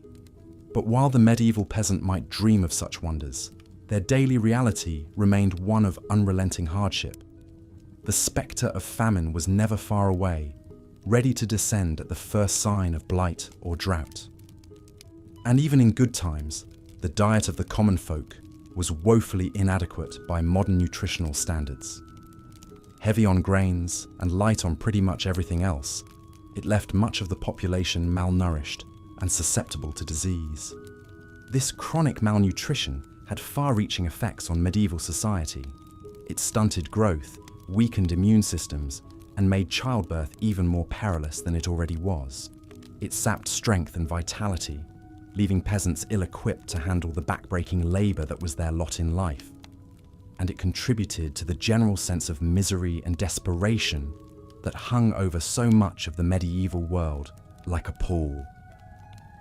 Yet despite it all, life went on. Crops were planted and harvested, babies were born and raised, and the great wheel of existence kept turning. The medieval peasant might not have had much in the way of material comforts, but they had their faith, their family, and their community to sustain them. They found joy where they could, in the simple pleasures of a warm fire on a cold night or a full belly after the harvest feast. And they endured season after brutal season with a resilience and fortitude that's hard not to admire. So the next time you sit down to a meal, take a moment to savor the incredible variety and abundance at your fingertips. Spare a thought for your medieval ancestors who lived and died by the whims of the harvest. and be grateful for the centuries of progress and plenty that separate us from those grim, hungry times. Because while the medieval peasant might have dreamed of a magical land of endless feasts, we're lucky enough to live in a world where that dream is tantalizingly close to reality. And that's a privilege we should never take for granted. The plight of the medieval peasant was further compounded by the unbalanced nature of their diets. While the nobility feasted on a cornucopia of meats, fruits, and vegetables, the average serf subsisted on a meagre fare dominated by grains. Porridge, gruel, and coarse bread formed the backbone of their sustenance, supplemented by whatever small morsels they could eke out from their labours. A typical peasant family might count themselves fortunate to have a cow, a pig, or a small flock of chickens. However, the milk, eggs, and meat these animals provided were a rare treat, reserved for special occasions or times of dire need. More often than not, any surplus was sold or paid as rent to their feudal lord, leaving little for the family's own consumption. Imagine, if you will, the stark contrast between a noble's lavish feast and a serf's humble meal. In the great hall of the castle, the tables groan under the weight of roasted meats, savoury pies, exotic fruits, and fine cheeses. The air is filled with the aroma of saffron, cinnamon, and cloves, as richly attired lords and ladies dine with gusto. Meanwhile, in the cramped hovel of a peasant family, a pot of thin gruel bubbles over the fire. The mother carefully portions out the meagre serving, ensuring each member of the family receives just enough to stave off the gnawing hunger in their bellies. The children's eyes widen at the sight of a small crust of bread, a precious addition to their usual fare. The unbalanced nature of the peasant diet took a heavy toll on their health. Malnutrition was rampant, weakening the immune system and leaving the population vulnerable to disease. Scurvy, caused by a lack of vitamin C, was a common affliction, leading to bleeding gums, loose teeth, and eventually death if untreated. In times of famine, known as seasons of dearth, the situation became even more dire. Crop failures due to drought, flooding, or pests could spell disaster for entire regions. With no reserves to fall back on, peasant families were left to starve, their weakened bodies succumbing to hunger and disease. One particularly harrowing tale comes from the chronicler Henry of Livonia, who described a famine in the early 13th century. He wrote of peasants driven to such desperation that they resorted to eating dogs, cats, and even the corpses of the dead. While such extreme measures were rare, they serve as a grim reminder of the precarious nature of life for the medieval peasantry. The unequal distribution of food in medieval society was a stark reflection of the rigid class hierarchy that defined the era. While the nobility enjoyed a varied and plentiful diet, the vast majority of the population lived on the brink of starvation, their meals a monotonous and meagre affair. This disparity would persist for centuries, with only gradual improvements in agricultural techniques and social reforms slowly narrowing the gap. As we continue our journey through the culinary landscape of the Middle Ages, we turn our attention to another scourge that plagued the populace: adulterated food and drink. In a time before strict regulations and quality control, unscrupulous merchants and producers often resorted to cutting corners and deceiving their customers in the name of profit. One common target for adulteration was bread, a staple of the medieval diet. Bakers, seeking to stretch their meagre supplies of flour, would mix in a variety of unsavory additives. Ground acorns, chalk, sawdust, and even ground bones were among the fillers used to bulk up the loaves. The resulting bread was often dense, gritty, and lacking in both flavour and nutrition. Ale and wine, the favoured drinks of the era, were also subject to tampering. In a time when clean drinking water was often scarce, these fermented beverages were seen as a safer alternative. However, unscrupulous brewers and vintners would often water down their products to increase their profits, resulting in weak, insipid drinks that did little to quench the thirst or lift the spirits. The story of Agnes, the alewife, illustrates the temptation to adulterate one's wares. Agnes, a widow struggling to make ends meet, relied on the meagre profits from her small brewing operation to support herself and her children. One particularly lean year, with the price of grains soaring and her customers dwindling, Agnes made the fateful decision to water down her ale, stretching her limited supply to sell more volume. At first, her deception went unnoticed, and Agnes breathed a sigh of relief as the coins clinked into her purse. However, word soon spread of the weak, tasteless brew, and her once loyal customers began to seek out other alehouses. Agnes's reputation was ruined, and she was forced to close her doors, leaving her family to face an uncertain future.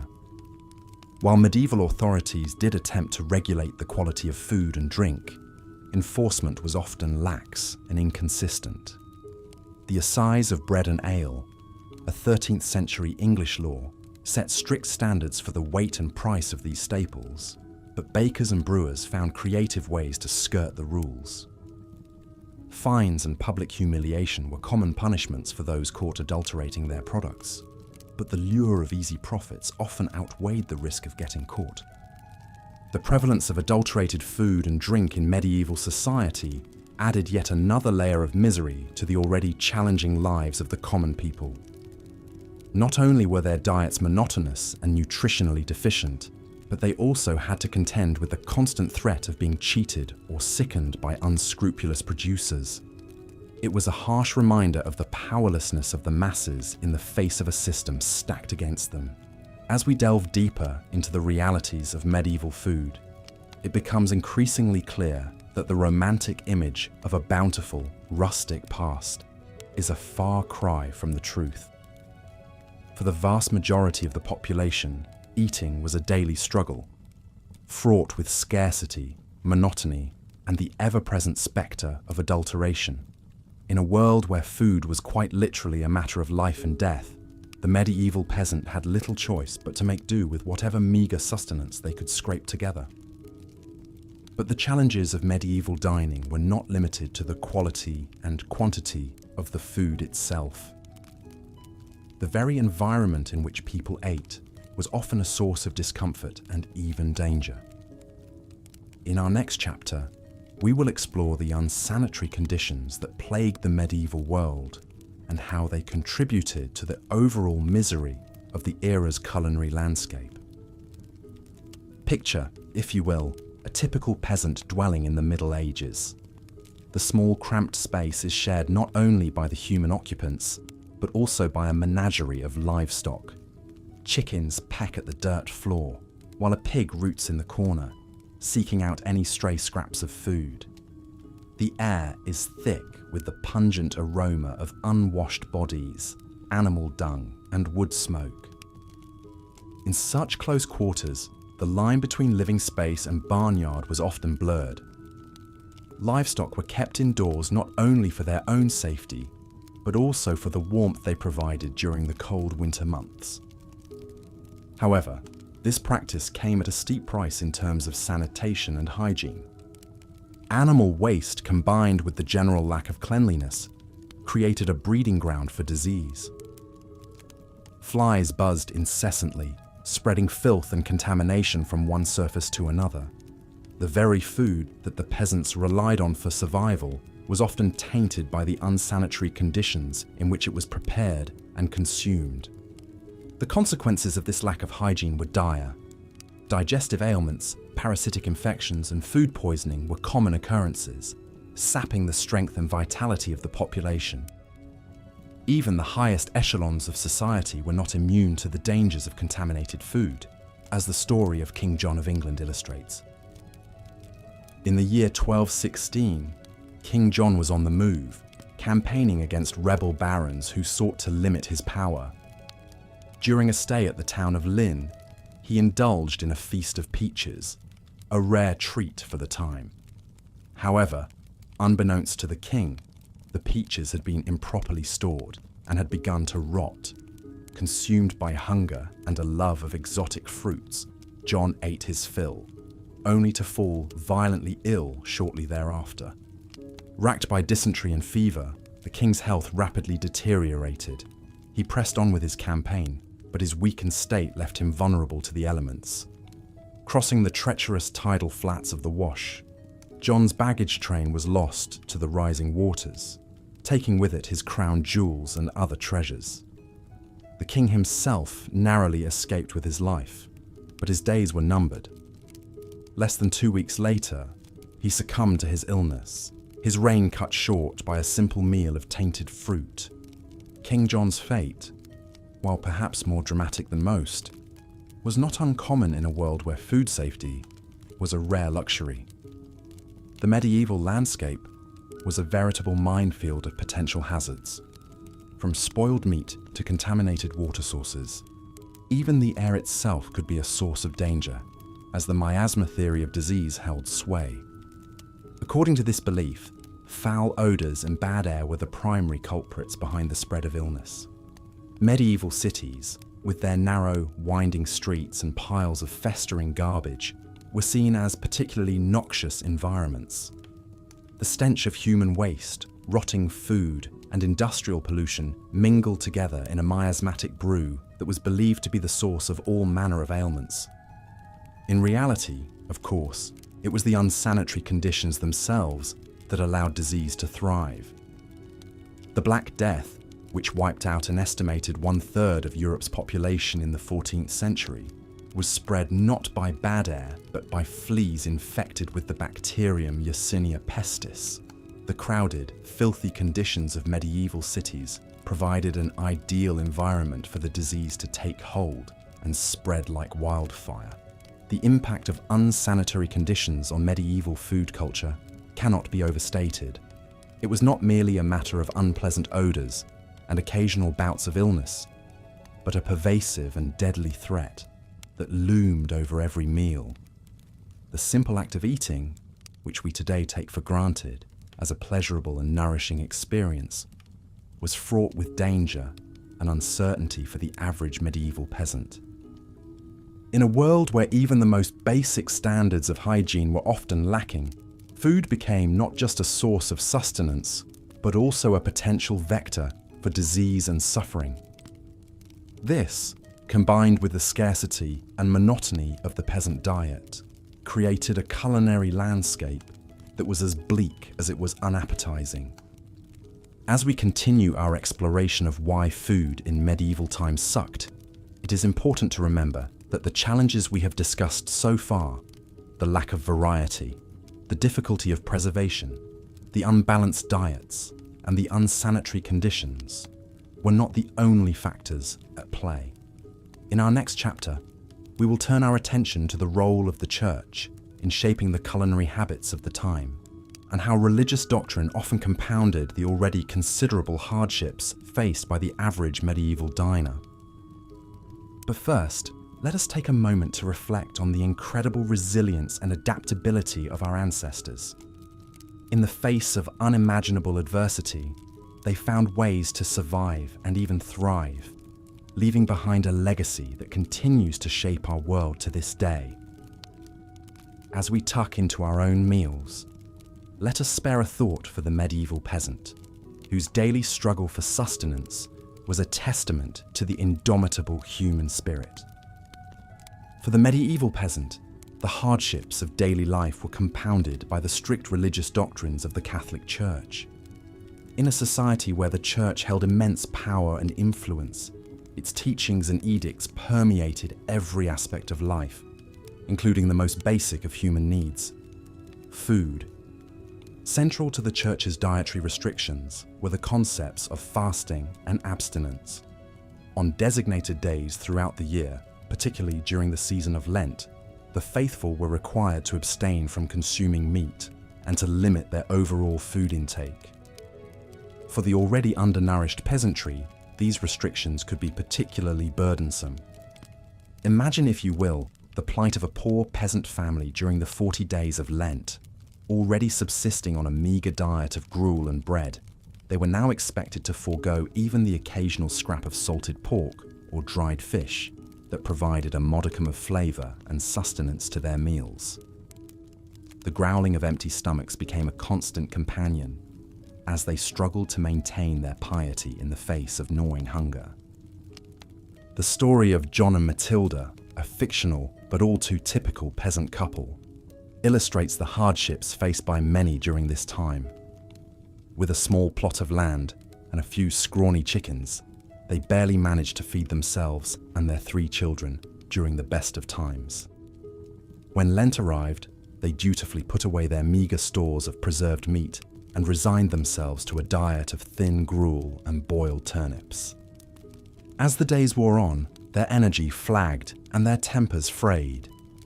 The children, too young to understand the reasons behind their deprivation, cried incessantly from hunger. John, a devout man, struggled to maintain his faith in the face of such hardship, while Matilda secretly dreamed of the savoury stew she would make when Lent was finally over. The couple's plight was not unique. Across the land, peasant families faced similar struggles, their already meagre diets further restricted by the dictates of the church. Some, driven by desperation, resorted to poaching in the royal forests, risking severe punishment if caught. Others simply went without, their bodies weakening and their spirits breaking under the weight of their devotion. While the intentions behind the church's dietary restrictions were ostensibly noble, to encourage spiritual reflection and penance, their impact on the peasantry was often dire. In a society already plagued by scarcity and inequality, the added burden of religious fasting could be the difference between life and death. Yet even in the midst of such hardship, there were glimmers of hope and compassion. Monasteries and abbeys, with their vast land holdings and well-stocked larders, often served as a source of food aid for the poor. Monks and nuns, bound by their vows of charity and hospitality, would distribute bread and ale to the hungry, providing a brief respite from the gnawing pain of an empty belly. One such story tells of a kind-hearted abbess named Hildegard, who, upon seeing the gaunt faces of the peasants who came to her abbey seeking alms, ordered her kitchens to prepare a hearty pottage of vegetables and barley to be distributed to all who asked. The grateful recipients, their spirits lifted by this unexpected act of kindness, returned to their homes with renewed strength and a glimmer of hope in their hearts. Such acts of compassion, however, were all too rare in a world where the divide between rich and poor was vast and unyielding. The church, for all its teachings of love and charity, was often complicit in maintaining the rigid social hierarchy that kept the peasantry in a state of perpetual poverty and hunger. As we reflect on the role of religion in shaping the culinary landscape of medieval Europe, it is important to recognize the complex interplay of faith, power, and social inequality that defined the era. For the peasantry, food was not merely a matter of sustenance, but a daily reminder of their place in a world where even the most basic of human needs could be subject to the whims of the powerful. In our final chapter, we will explore the concept of the medieval feast and how it served as a stark contrast to the daily realities faced by the common people. Through the lens of this lavish display of wealth and abundance, we will come to understand the true depths of the inequality that defined the era and the ways in which food served as both a source of nourishment and a symbol of social division. But first, let us pause for a moment and imagine ourselves in the place of the medieval peasant, their hunger a constant companion, and their faith tested by the unyielding dictates of the church. In their struggles and their resilience, we may find a deeper appreciation for the abundance and choice that we so often take for granted in our own lives. As we have seen, the life of a medieval peasant was one of constant hardship and deprivation, with food being a daily struggle rather than a source of pleasure or comfort. Yet, in stark contrast to this bleak reality, there existed another world entirely, that of the royal feast. In the great halls of castles and palaces, the nobility would gather to indulge in lavish banquets that were a far cry from the meagre fare of the common people. These feasts were not just a display of wealth and power, but also a symbol of the vast chasm that existed between the ruling class and the masses. Imagine, if you will, the scene of a grand medieval feast. The great hall is lit by the flickering light of countless candles, their warm glow illuminating the rich tapestries and gleaming silver that adorn the walls. The tables are laden with a vast array of dishes, each more sumptuous than the last. At the center of the table sits a magnificent roasted boar, its crisp, golden skin glistening with fat. Surrounding it are platters of roasted fowl, their succulent flesh stuffed with exotic spices and herbs. There are pies filled with tender game, their flaky crusts hiding a treasure trove of savory delights. And everywhere, there are fruits and vegetables of every hue, their vibrant colors a testament to the bounty of the land. Presiding over this opulent display is the royal cook, a master of his craft who has spent days preparing for this grand occasion.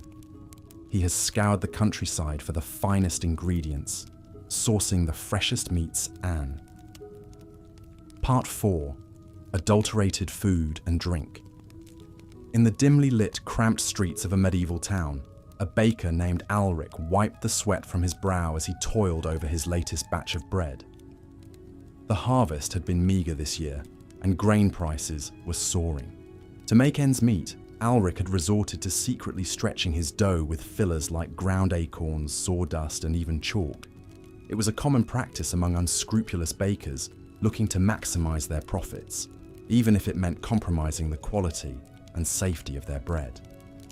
As Alric worked, his mind wandered to the alewife down the street, who was known for watering down her brew to make it last longer.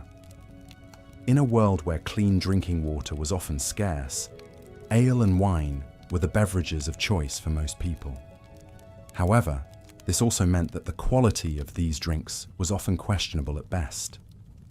In larger cities, the authorities did attempt to regulate the food and drink trade to some extent. Ale tasters were employed to ensure that brews met a certain standard, and bakers found to be adulterating their bread could face fines or even public humiliation. In London, for example, dishonest bakers might be dragged through the streets on a hurdle with their substandard loaves hung around their necks.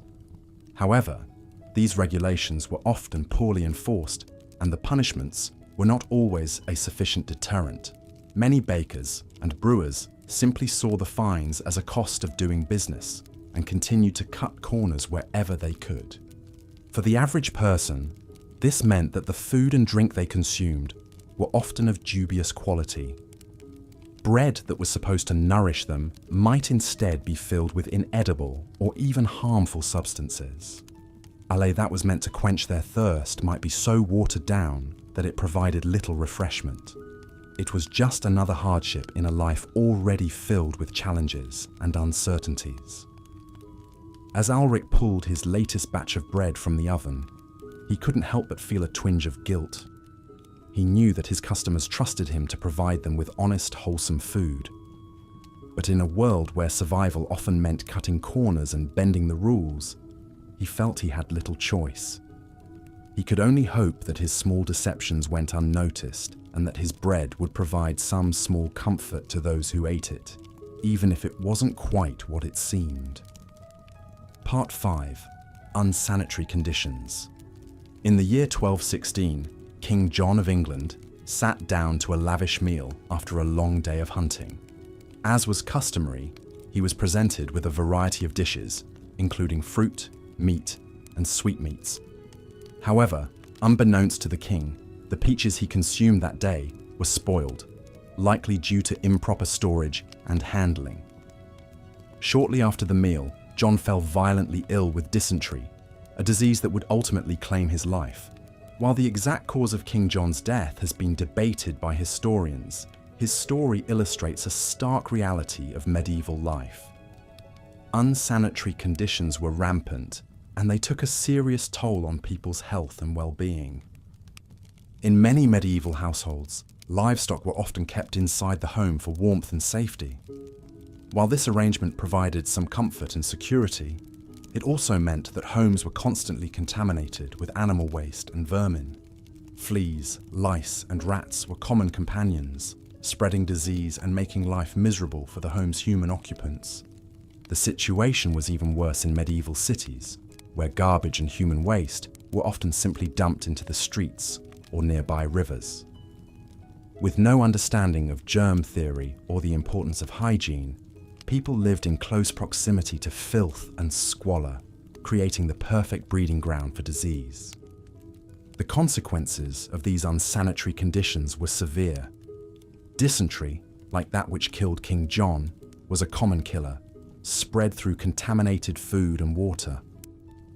Other diseases, like typhoid fever, cholera, and even the dreaded Black Death, also thrived in the filthy conditions of medieval cities.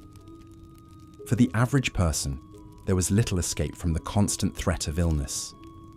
Even the food they ate and the water they drank were often tainted with disease-causing microbes. In a world without antibiotics or modern medical knowledge, even a minor infection could quickly become life-threatening. The story of King John's death, while notable due to his status, was far from unique. For rich and poor alike, the spectre of disease and death was a constant presence, fueled in large part by the unsanitary conditions in which they lived. It was a grim reality of medieval life, and one that would persist for centuries until the advent of modern sanitation and hygiene practices. As the sun set over the medieval city, the stench of waste and decay hung heavy in the air. In the distance, the bells of the church tolled, a somber reminder of the many lives claimed by the filth and squalor of the streets. For the people of the city, it was just another day in a world where cleanliness was a luxury and disease was a constant companion. Part 6. The influence of the church. In a small cottage on the outskirts of a medieval village, a peasant family gathered around their meager evening meal. The fare was simple: a thin pottage made from vegetables and a scrap of salted pork, accompanied by a hard crust of bread. It was Lent, and the family was doing their best to honor the church's mandate to fast and abstain from meat during this holy season. For the peasants, the Lenten fast was a particularly difficult challenge. Their diets were already severely limited by their poverty and the scarcity of food. Giving up what little meat they had access to meant subsisting on an even more meager and monotonous diet than usual. The church's influence on medieval cuisine was significant and far-reaching. In addition to the Lenten fast, the church also mandated meatless days throughout the year, typically Wednesdays, Fridays, and Saturdays. For the wealthy, these restrictions were an inconvenience, but for the poor, they could mean the difference between a full belly and hunger.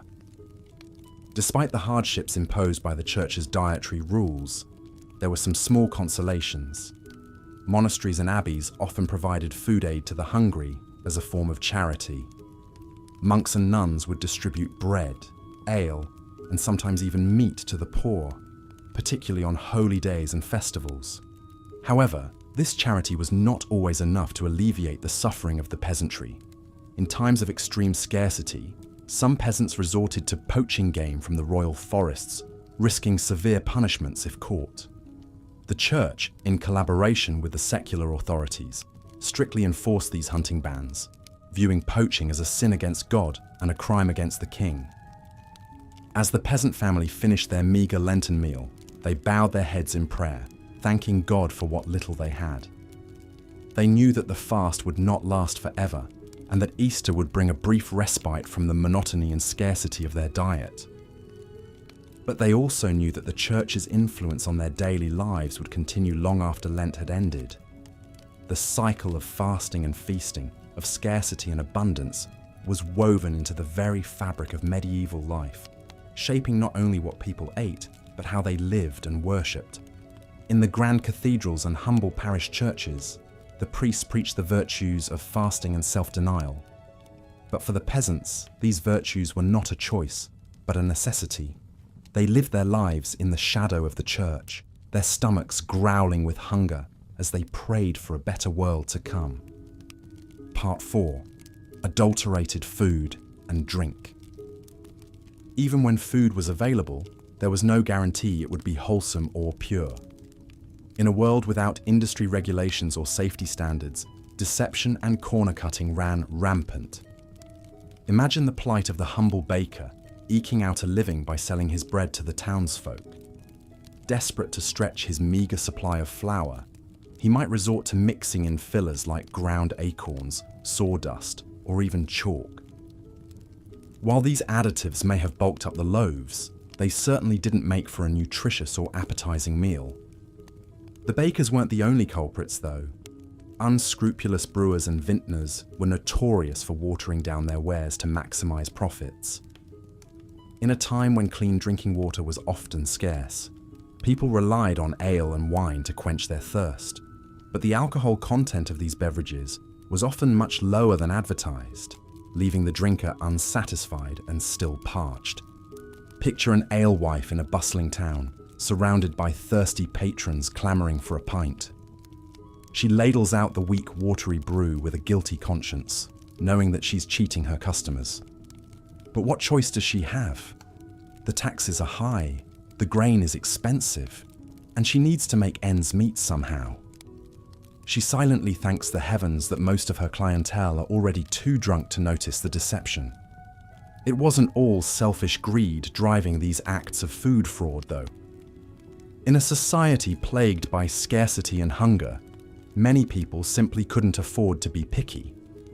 They'd gladly accept a loaf of bread filled with sawdust over no bread at all. And when crops failed and famine struck, people resorted to eating whatever they could get their hands on just to survive. Grass, roots, even tree bark. Attempts were made by authorities to crack down on food adulterators. In England, the Assize of Bread and Ale in the 13th century set out harsh penalties for bakers and brewers caught cheating their customers. Fines, public humiliation, even corporal punishment awaited those who dared to tamper with the purity of the staples. But with limited means of enforcement and the constant pressure of scarcity, such laws did little to stem the tide of food fraud in the medieval world.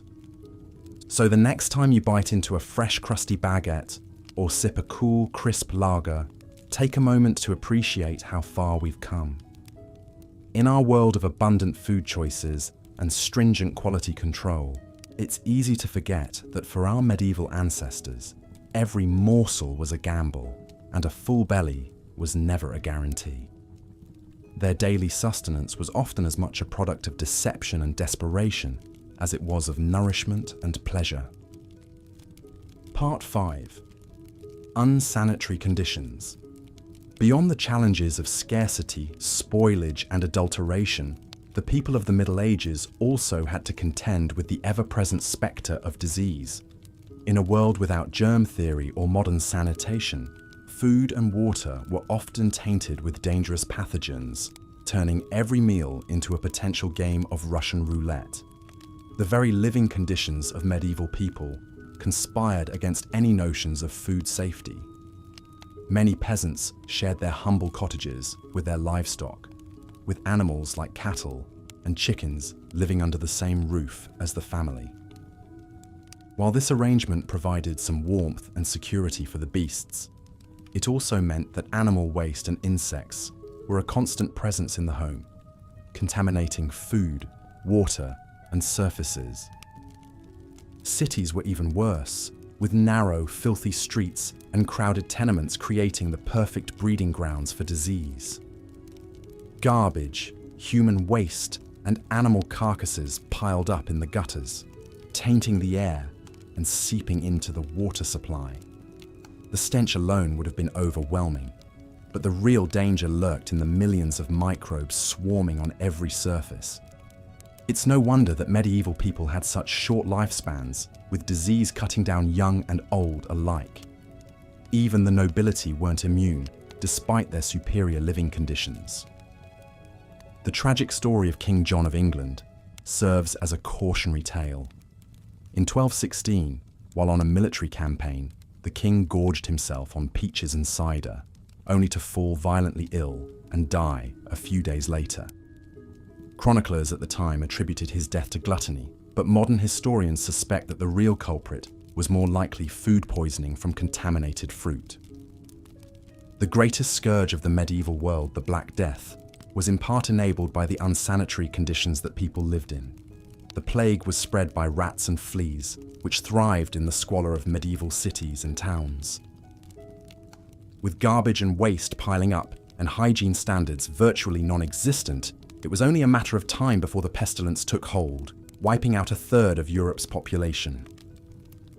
It's a grim picture, but it's important to remember that medieval people weren't ignorant or unconcerned about cleanliness.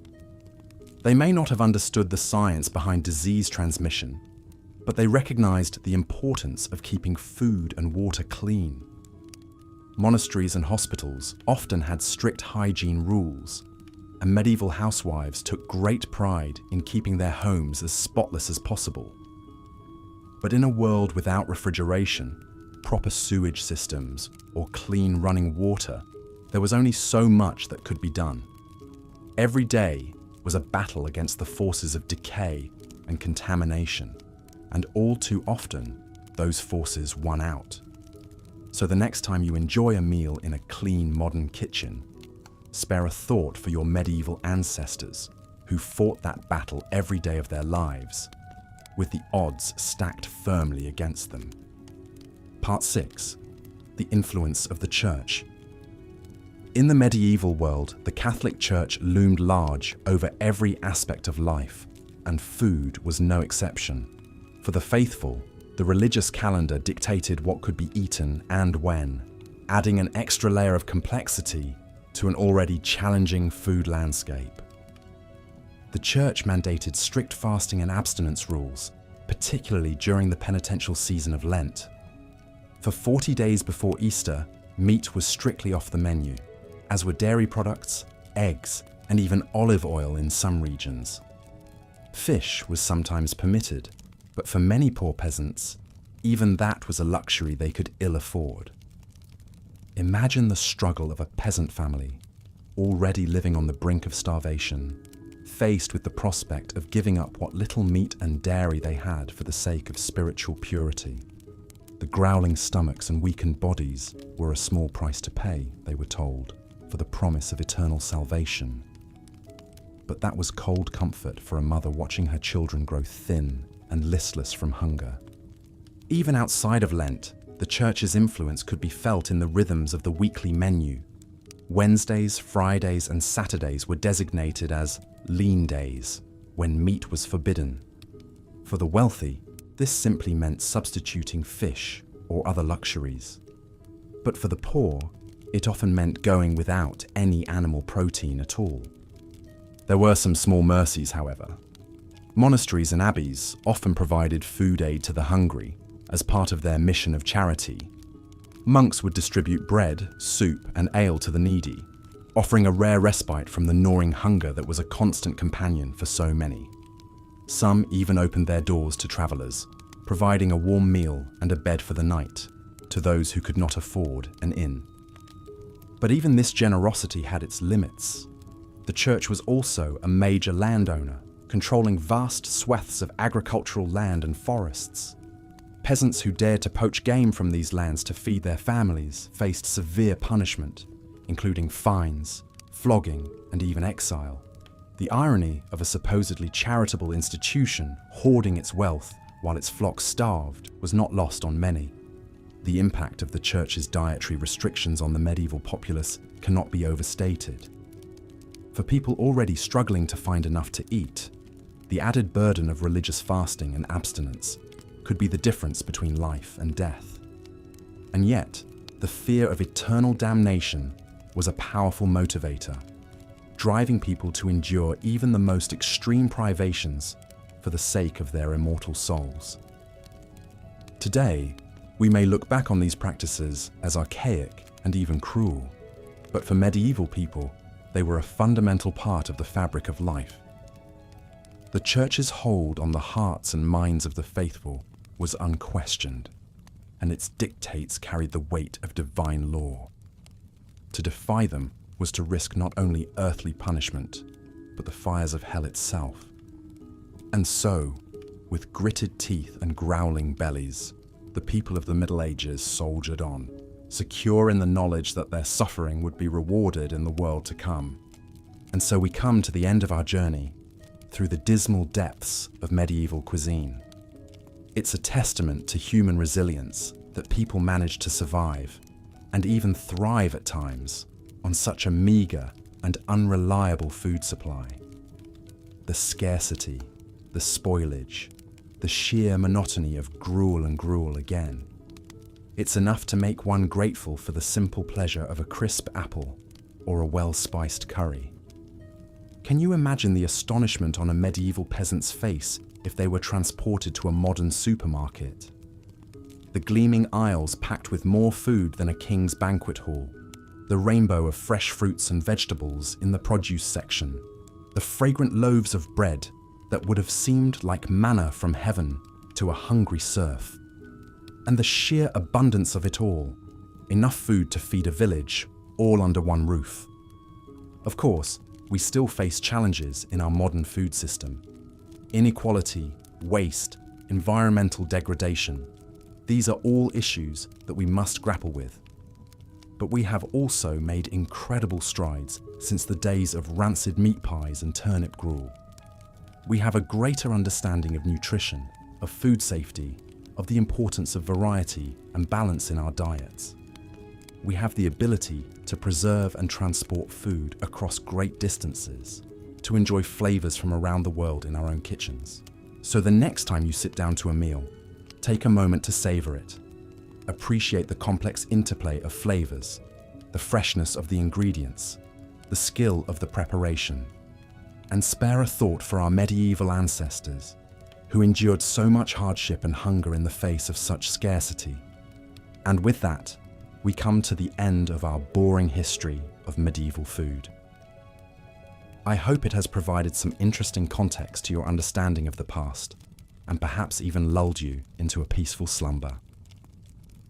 If you enjoyed this video, please consider giving it a like and subscribing to the channel for more soporific historical content. Until next time, sweet dreams.